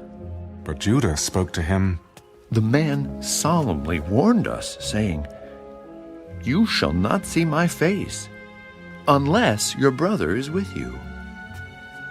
If you send our brother with us, we will go down and buy you food. But if you will not send him, we will not go down. For the man said to us, You shall not see my face unless your brother is with you. Why did you deal so wrongfully with me as to tell the man whether you had still another brother? The man asked us pointedly about ourselves and our family, saying, Is your father still alive? Have you another brother? And we told him according to these words. Could we possibly have known that he would say, Bring your brother down? Then Judah said to Israel his father, Send the lad with me, and we will arise and go, that we may live and not die. Both we and you, and also our little ones. I myself will be surety for him. From my hand you shall require him. If I do not bring him back to you and set him before you, then let me bear the blame forever. For if we had not lingered, surely by now we would have returned the second time. If it must be so, then do this. Take some of the best fruits of the land in your vessels and carry down a present for the man. A little balm and a little honey, spices and myrrh, pistachio nuts and almonds. Take double money in your hand, and take back in your hand the money that was returned in the mouth of your sacks. Perhaps it was an oversight. Take your brother also, and arise, go back to the man. And may God Almighty give you mercy before the man, that he may release your other brother and Benjamin. If I am bereaved, I am bereaved. So the men took that present and Benjamin, and they took double money in their hand, and arose and went down to Egypt, and they stood before Joseph. When Joseph saw Benjamin with them, he said to the steward of his house, Take these men to my home, and slaughter an animal and make ready, for these men will dine with me at noon. Then the man did as Joseph ordered, and the man brought the men into Joseph's house. Now the men were afraid, because they were brought into Joseph's house.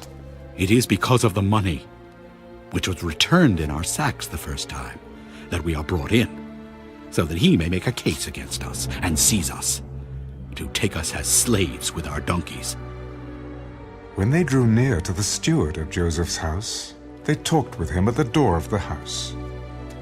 Oh, sir, we indeed came down the first time to buy food, but it happened when we came to the encampment that we opened our sacks, and there each man's money was in the mouth of his sack, our money in full weight. So we have brought it back in our hand. And we have brought down other money in our hands to buy food. We do not know who put our money in our sacks. Peace be with you. Do not be afraid. Your God and the God of your father has given you treasure in your sacks. I had your money. Then he brought Simeon out to them. So the man brought the men into Joseph's house and gave them water, and they washed their feet, and he gave their donkeys feed. Then they made the present ready for Joseph's coming at noon, for they heard that they would eat bread there. And when Joseph came home, they brought him the present, which was in their hand, into the house, and bowed down before him to the earth. Then he asked them about their well-being. Is your father well, the old man of whom you spoke? Is he still alive? Your servant, our father, is in good health. He is still alive. And they bowed their heads down and prostrated themselves. Then he lifted his eyes and saw his brother Benjamin, his mother's son. Is this your younger brother of whom you spoke to me? God be gracious to you, my son. Now his heart yearned for his brother. So Joseph made haste and sought somewhere to weep. And he went into his chamber and wept there. Then he washed his face and came out, and he restrained himself. Serve the bread. So they set him a place by himself, and them by themselves, and the Egyptians who ate with him by themselves, because the Egyptians could not eat food with the Hebrews, for that is an abomination to the Egyptians. And they sat before him, the firstborn according to his birthright, and the youngest according to his youth. And the men looked in astonishment at one another. Then he took servings to them from before him. But Benjamin's serving was 5 times as much as any of theirs. So they drank and were merry with him.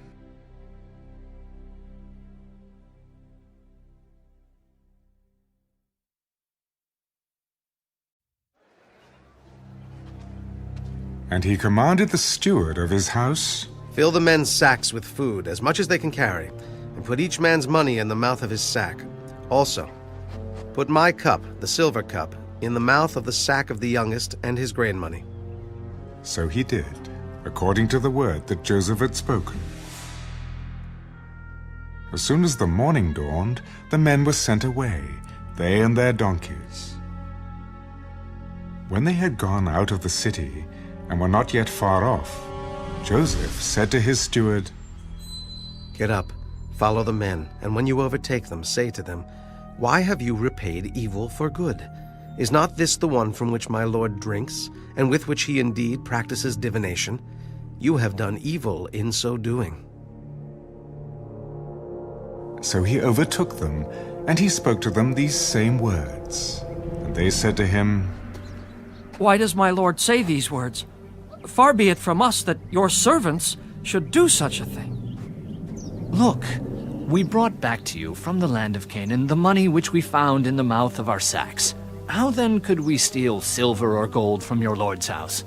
With whomever of your servants it is found, let him die. And we also will be my lord's slaves.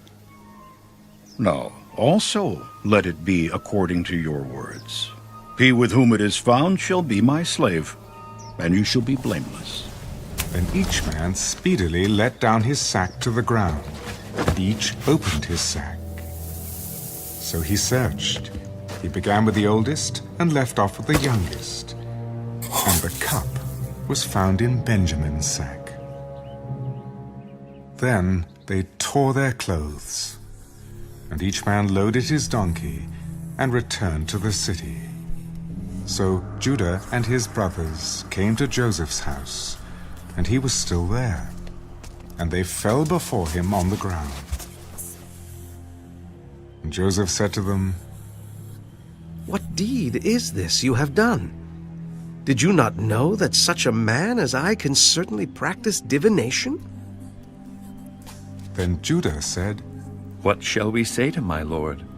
What shall we speak? Or how shall we clear ourselves? God has found out the iniquity of your servants. Here we are, my lord's slaves, both we and he also with whom the cup was found. Far be it from me that I should do so. The man in whose hand the cup was found, he shall be my slave. And as for you, go up in peace to your father. Then Judah came near to him.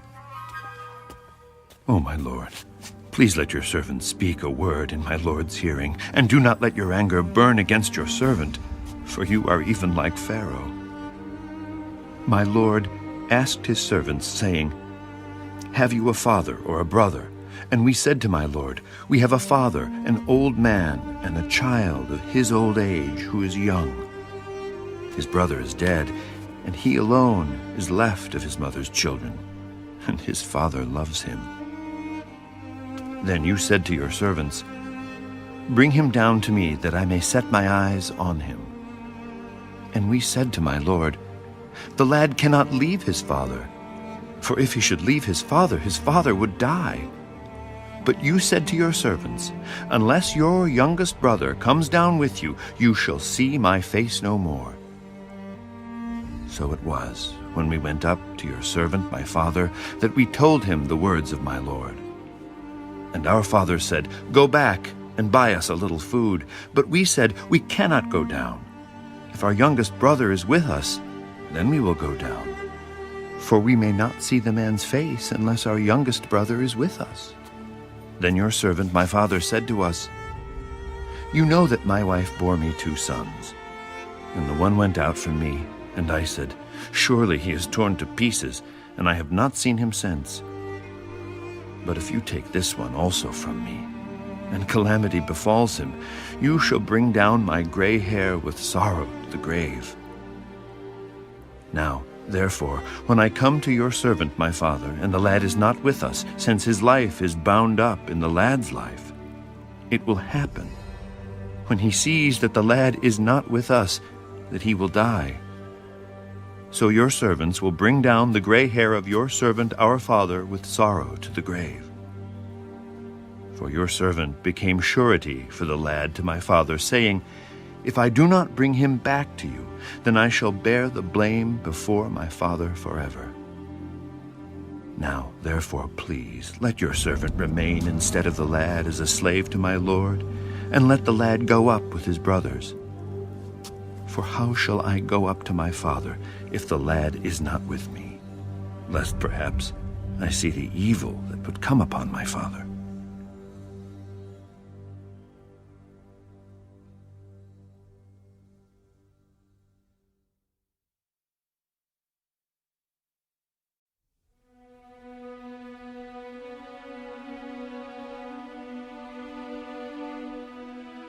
Then Joseph could not restrain himself before all those who stood by him.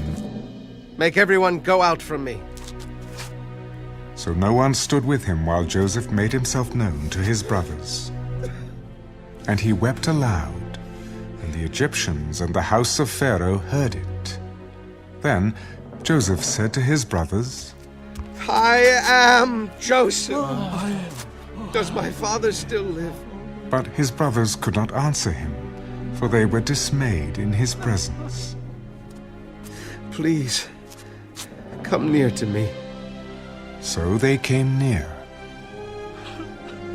I am Joseph, your brother, whom you sold into Egypt.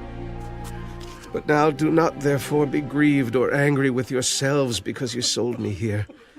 For God sent me before you to preserve life. For these 2 years the famine has been in the land, and there are still 5 years in which there will be neither plowing nor harvesting. And God sent me before you to preserve a posterity for you in the earth, and to save your lives by a great deliverance. So now, it was not you who sent me here, but God. And he has made me a father to Pharaoh, and lord of all his house, and a ruler throughout all the land of Egypt. Hurry, and go up to my father and say to him, Thus says your son Joseph, God has made me lord of all Egypt. Come down to me, do not tarry. You shall dwell in the land of Goshen, and you shall be near to me, you and your children, your children's children, your flocks and your herds, and all that you have. There I will provide for you, lest you and your household and all that you have come to poverty, for there are still 5 years of famine. And behold, your eyes and the eyes of my brother Benjamin see that it is my mouth that speaks to you. So you shall tell my father of all my glory in Egypt, and of all that you have seen. And you shall hurry and bring my father down here. Then he fell on his brother Benjamin's neck and wept, and Benjamin wept on his neck. Moreover, he kissed all his brothers and wept over them. And after that, his brothers talked with him. Now, the report of it was heard in Pharaoh's house. Joseph's brothers have come. So it pleased Pharaoh and his servants well. And Pharaoh said to Joseph, Say to your brothers, Do this. Load your animals and depart. Go to the land of Canaan. Bring your father and your households and come to me. I will give you the best of the land of Egypt, and you will eat the fat of the land. Now you are commanded, do this. Take carts out of the land of Egypt for your little ones and your wives. Bring your father and come. Also, do not be concerned about your goods, for the best of all the land of Egypt is yours. Then the sons of Israel did so.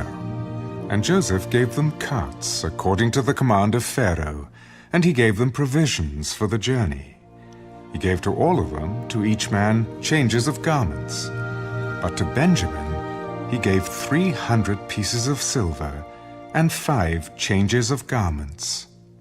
And he sent to his father these things: 10 donkeys loaded with the good things of Egypt, and 10 female donkeys loaded with grain, bread, and food for his father for the journey. So he sent his brothers away, and they departed. And he said to them, See that you do not become troubled along the way. Then they went up out of Egypt and came to the land of Canaan, to Jacob their father. Joseph is still alive, and he is governor over all the land of Egypt. And Jacob's heart stood still, because he did not believe them. But when they told him all the words which Joseph had said to them, and when he saw the carts which Joseph had sent to carry him, the spirit of Jacob their father revived. It is enough. Joseph, my son, is still alive. I will go and see him before I die.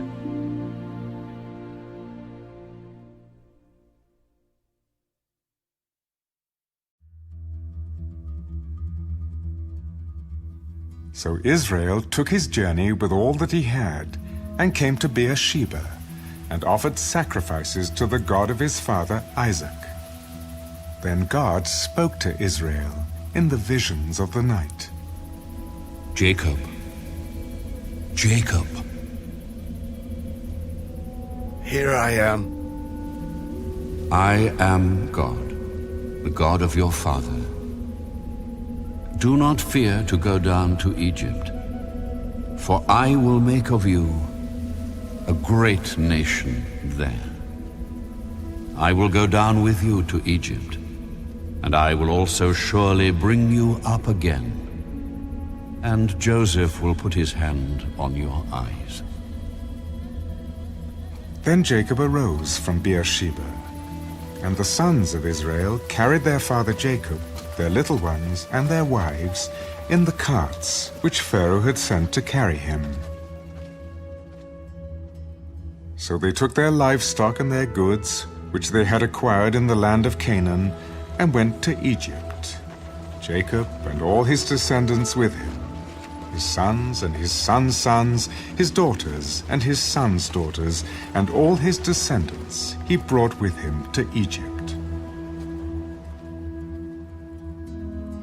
Now these were the names of the children of Israel, Jacob and his sons, who went to Egypt. Reuben was Jacob's firstborn. The sons of Reuben were Hanok, Palu, Hezron, and Carmi. The sons of Simeon were Jemuel, Jamin, Ohad, Jachin, Zohar, and Shaul, the son of a Canaanite woman. The sons of Levi were Gershon, Kohath, and Merari. The sons of Judah were Onan, Shelah, Perez, and Zerah. But and Onan died in the land of Canaan. The sons of Perez were Hezron and Hamul. The sons of Issachar were Tola, Puvah, Job, and Shimron. The sons of Zebulun were Sered, Elan, and Jaleel. These were the sons of Leah, whom she bore to Jacob in Padan Aram, with his daughter Dinah. All the persons, his sons and his daughters, were 33. The sons of Gad were Ziphian, Haggai, Shunai, Ezban, Eri, Arodai, and Areli. The sons of Asher were Jimnah, Ishua, Isui, Beriah, and Serah, their sister. And the sons of Beriah were Heber and Malchiel. These were the sons of Zilpah, whom Laban gave to Leah his daughter, and these she bore to Jacob, 16 persons. The sons of Rachel, Jacob's wife, were Joseph and Benjamin. And to Joseph in the land of Egypt were born Manasseh and Ephraim, whom Asenath, the daughter of Potiphera, priest of On, bore to him. The sons of Benjamin were Bela, Becher, Ashbel, Gera, Naaman, Ehi, Rash, Mappim, Huppim, and Ard. These were the sons of Rachel, who were born to Jacob, 14 persons in all. The son of Dan was Hushim. The sons of Naphtali were Jaziel, Guni, Jezer, and Shillem. These were the sons of Bilhah, whom Laban gave to Rachel his daughter, and she bore these to Jacob, 7 persons in all. All the persons who went with Jacob to Egypt, who came from his body, besides Jacob's sons' wives, were 66 persons in all. And the sons of Joseph who were born to him in Egypt were 2 persons. All the persons of the house of Jacob who went to Egypt were 70. Then he sent Judah before him to Joseph, to point out before him the way to Goshen. And they came to the land of Goshen. So Joseph made ready his chariot, and went up to Goshen to meet his father Israel. And he presented himself to him, and fell on his neck, and wept on his neck a good while. And Israel said to Joseph, Now let me die, since I have seen your face, because you are still alive. Then Joseph said to his brothers and to his father's household, I will go up and tell Pharaoh, and say to him, My brothers and those of my father's house who were in the land of Canaan have come to me, and the men are shepherds, for their occupation has been to feed livestock. And they have brought their flocks, their herds, and all that they have. So it shall be when Pharaoh calls you and says, What is your occupation? That you shall say, Your servant's occupation has been with livestock from our youth even till now, both we and also our fathers, that you may dwell in the land of Goshen, for every shepherd is an abomination to the Egyptians.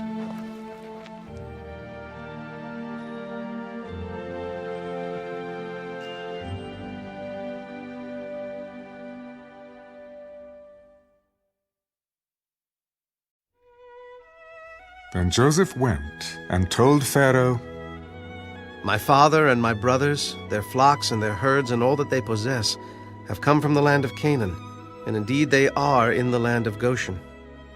And he took 5 men from among his brothers, and presented them to Pharaoh.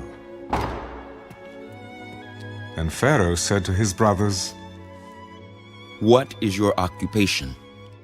Your servants are shepherds, both we and also our fathers.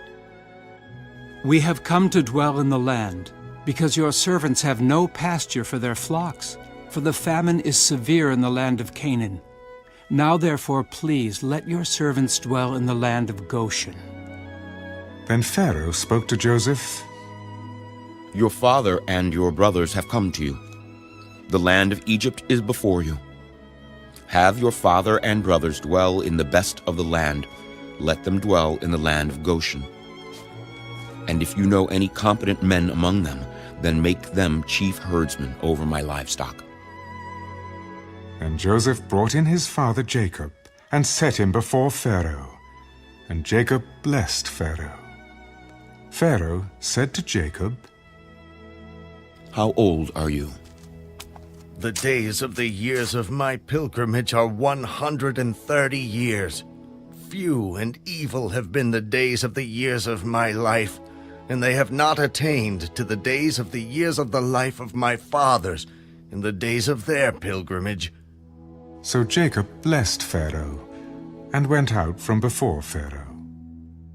And Joseph situated his father and his brothers, and gave them a possession in the land of Egypt, in the best of the land, in the land of Ramesses, as Pharaoh had commanded. Then Joseph provided his father, his brothers, and all his father's household with bread, according to the number in their families. Now there was no bread in all the land, for the famine was very severe, so that the land of Egypt and the land of Canaan languished because of the famine. And Joseph gathered up all the money that was found in the land of Egypt and in the land of Canaan for the grain which they bought. And Joseph brought the money into Pharaoh's house. So when the money failed in the land of Egypt and in the land of Canaan, all the Egyptians came to Joseph. Give us bread, for why should we die in your presence? For the money has failed. Give your livestock, and I will give you bread for your livestock, if the money is gone. So they brought their livestock to Joseph, and Joseph gave them bread in exchange for the horses, the flocks, the cattle of the herds, and for the donkeys. Thus he fed them with bread in exchange for all their livestock that year. When that year had ended, they came to him the next year and said to him, We will not hide from my lord that our money is gone. My lord also has our herds of livestock. There is nothing left in the sight of my lord but our bodies and our lands. Why should we die before your eyes, both we and our land? Buy us and our land for bread, and we and our land will be servants of Pharaoh. Give us seed, that we may live and not die, that the land may not be desolate. Then Joseph bought all the land of Egypt for Pharaoh. For every man of the Egyptians sold his field, because the famine was severe upon them. So the land became Pharaoh's. And as for the people, he moved them into the cities, from one end of the borders of Egypt to the other end. Only the land of the priests he did not buy, for the priests had rations allotted to them by Pharaoh, and they ate their rations which Pharaoh gave them. Therefore they did not sell their lands. Then Joseph said to the people, Indeed, I have bought you and your land this day for Pharaoh. Look, here is seed for you, and you shall sow the land. And it shall come to pass in the harvest that you shall give 1/5 to Pharaoh. 4/5 shall be your own, a seed for the field and for your food, for those of your households, and as food for your little ones. You have saved our lives. Let us find favor in the sight of my lord, and we will be Pharaoh's servants. And Joseph made it a law over the land of Egypt to this day, that Pharaoh should have 1/5, except for the land of the priests only, which did not become Pharaoh's. So Israel dwelt in the land of Egypt, in the country of Goshen, and they had possessions there, and grew and multiplied exceedingly. And Jacob lived in the land of Egypt 17 years. So the length of Jacob's life was 147 years. When the time drew near that Israel must die, he called his son Joseph. Now, if I have found favor in your sight, please put your hand under my thigh and deal kindly and truly with me. Please do not bury me in Egypt, but let me lie with my fathers. You shall carry me out of Egypt and bury me in their burial place. I will do as you have said. Swear to me. And he swore to him. So Israel bowed himself on the head of the bed.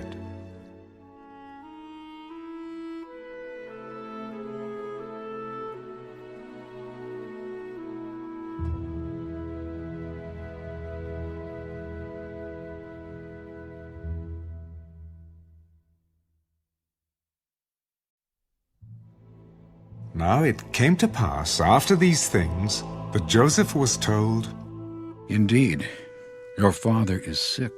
And he took with him his 2 sons, Manasseh and Ephraim. And Jacob was told, "Look, your son Joseph is coming to you." And Israel strengthened himself and sat up on the bed. Then Jacob said to Joseph, God Almighty appeared to me at Luz in the land of Canaan and blessed me and said to me, Behold, I will make you fruitful and multiply you, and I will make of you a multitude of people, and give this land to your descendants after you as an everlasting possession. And now your 2 sons, Ephraim and Manasseh, who were born to you in the land of Egypt before I came to you in Egypt, are mine, as Reuben and Simeon. They shall be mine. Your offspring, whom you beget after them, shall be yours. They will be called by the name of their brothers in their inheritance. But as for me, when I came from Padan, Rachel died beside me in the land of Canaan on the way, when there was but a little distance to go to Ephrath, and I buried her there on the way to Ephrath, that is Bethlehem. Then Israel saw Joseph's sons. Who are these? They are my sons, whom God has given me in this place. Please bring them to me, and I will bless them. Now the eyes of Israel were dim with age, so that he could not see. Then Joseph brought them near him, and he kissed them and embraced them. And Israel said to Joseph, I had not thought to see your face, but in fact God has also shown me your offspring. So Joseph brought them from beside his knees, and he bowed down with his face to the earth. And Joseph took them both, Ephraim with his right hand toward Israel's left hand, and Manasseh with his left hand toward Israel's right hand, and brought them near him. Then Israel stretched out his right hand and laid it on Ephraim's head, who was the younger, and his left hand on Manasseh's head, guiding his hands knowingly, for Manasseh was the firstborn. And he blessed Joseph. God, before whom my fathers Abraham and Isaac walked, the God who has fed me all my life long to this day, the angel who has redeemed me from all evil, bless the lads.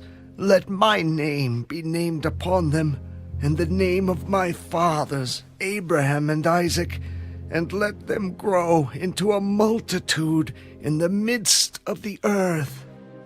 Now when Joseph saw that his father laid his right hand on the head of Ephraim, it displeased him. So he took hold of his father's hand to remove it from Ephraim's head to Manasseh's head. And Joseph said to his father, Not so, my father, for this one is the firstborn. Put your right hand on his head. But his father refused. I know, my son, I know. He also shall become a people, and he also shall be great. But truly, his younger brother shall be greater than he, and his descendants shall become a multitude of nations. So he blessed them that day. By you Israel will bless, saying, May God make you as Ephraim and as Manasseh. And thus he set Ephraim before Manasseh.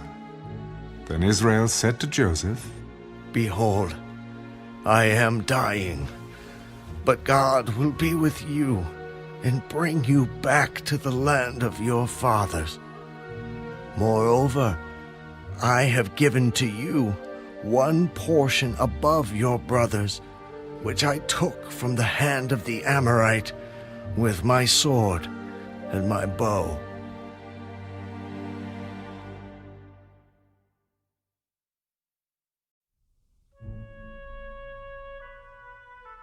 And Jacob called his sons. Gather together, that I may tell you what shall befall you in the last days. Gather together and hear, you sons of Jacob, and listen to Israel your father. Reuben, you are my firstborn, my might and the beginning of my strength, the excellency of dignity and the excellency of power. Unstable as water, you shall not excel, because you went up to your father's bed, then you defiled it. He went up to my couch. Simeon and Levi are brothers. Instruments of cruelty are in their dwelling place. Let not my soul enter their council. Let not my honor be united to their assembly. For in their anger they slew a man, and in their self-will they hamstrung an ox. Cursed be their anger, for it is fierce, and their wrath, for it is cruel. I will divide them in Jacob, and scatter them in Israel. Judah, you are he whom your brothers shall praise. Your hand shall be on the neck of your enemies. Your father's children shall bow down before you. Judah is a lion's whelp.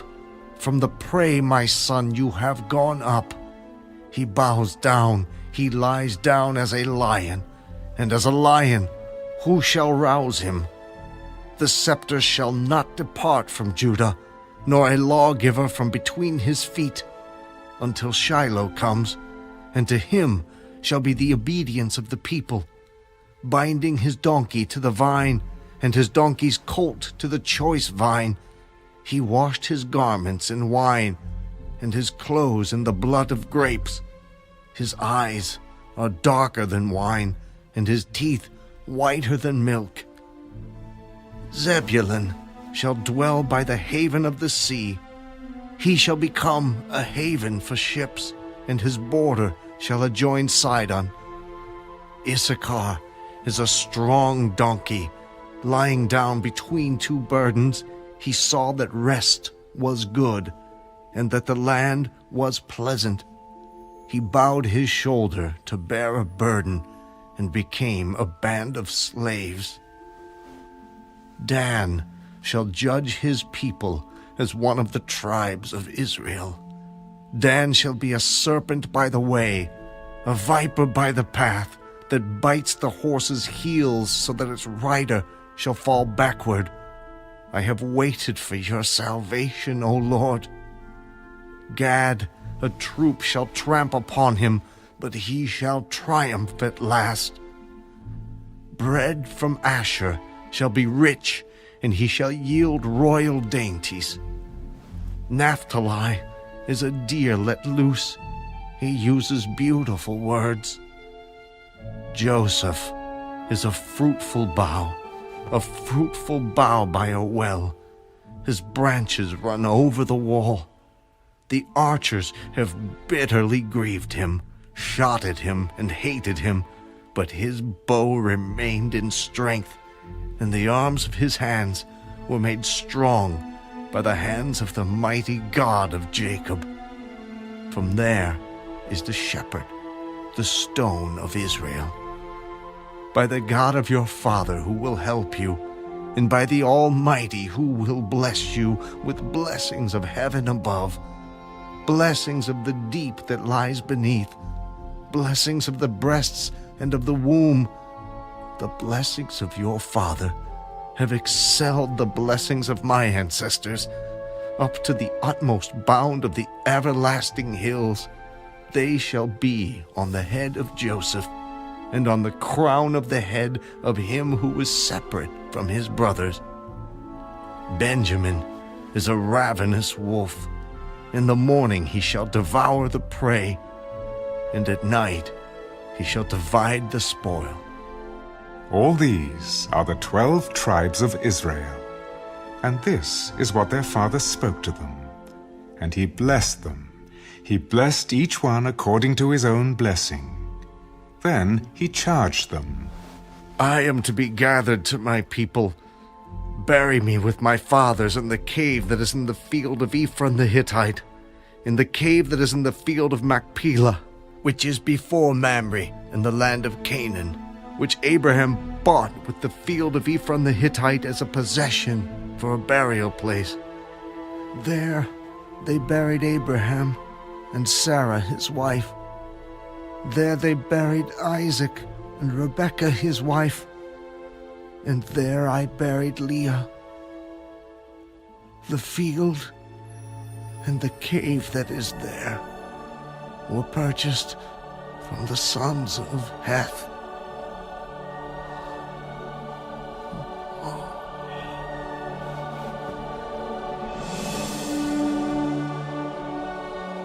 And when Jacob had finished commanding his sons, he drew his feet up into the bed, and breathed his last, and was gathered to his people.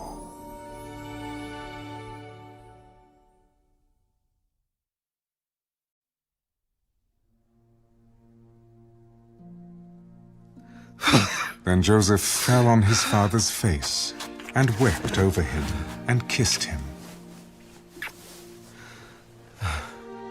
And Joseph commanded his servants, the physicians, to embalm his father. So the physicians embalmed Israel. 40 days were required for him, for such are the days required for those who are embalmed. And the Egyptians mourned for him 70 days.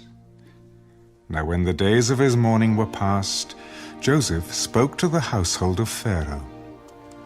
If now I have found favor in your eyes, please speak in the hearing of Pharaoh, saying, My father made me swear, saying, Behold, I am dying. In my grave which I dug for myself in the land of Canaan, there you shall bury me. Now therefore, please, let me go up and bury my father, and I will come back. And Pharaoh said, Go up and bury your father, as he made you swear. So Joseph went up to bury his father, and with him went up all the servants of Pharaoh, the elders of his house, and all the elders of the land of Egypt, as well as all the house of Joseph, his brothers, and his father's house. Only their little ones, their flocks, and their herds they left in the land of Goshen. There went up with him both chariots and horsemen, and it was a very great gathering. Then they came to the threshing floor of Atad, which is beyond the Jordan, and they mourned there with a great and very solemn lamentation. He observed 7 days of mourning for his father. And when the inhabitants of the land, the Canaanites, saw the mourning at the threshing floor of Atad, they said, This is a deep mourning of the Egyptians. Therefore its name was called Abel Mizraim, which is beyond the Jordan. So his sons did for him just as he had commanded them. For his sons carried him to the land of Canaan, and buried him in the cave of the field of Machpelah, before Mamre, which Abraham bought with the field from Ephron the Hittite, as property for a burial place. And after he had buried his father, Joseph returned to Egypt, he and his brothers, and all who went up with him to bury his father. When Joseph's brothers saw that their father was dead, they said, Perhaps Joseph will hate us, and may actually repay us for all the evil which we did to him. So they sent messengers to Joseph. Before your father died, he commanded, saying, Thus you shall say to Joseph, I beg you, please forgive the trespass of your brothers and their sin, for they did evil to you. Now please, forgive the trespass of the servants of the God of your father. And Joseph wept when they spoke to him. Then his brothers also went and fell down before his face. Behold, we are your servants. Do not be afraid, for am I in the place of God?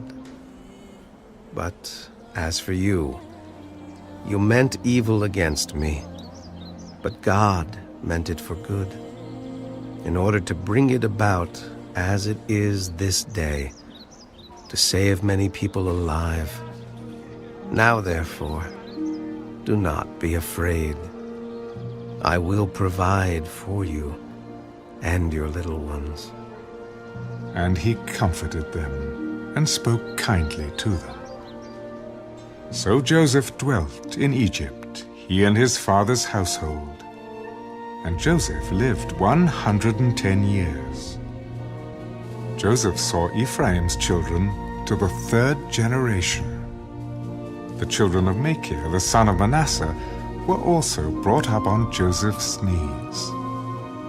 And Joseph said to his brethren, I am dying, but God will surely visit you and bring you out of this land, to the land of which he swore to Abraham, to Isaac, and to Jacob. Then Joseph took an oath from the children of Israel. God will surely visit you, and you shall carry up my bones from here. So Joseph died, being 110 years old, and they embalmed him, and he was put in a coffin in Egypt.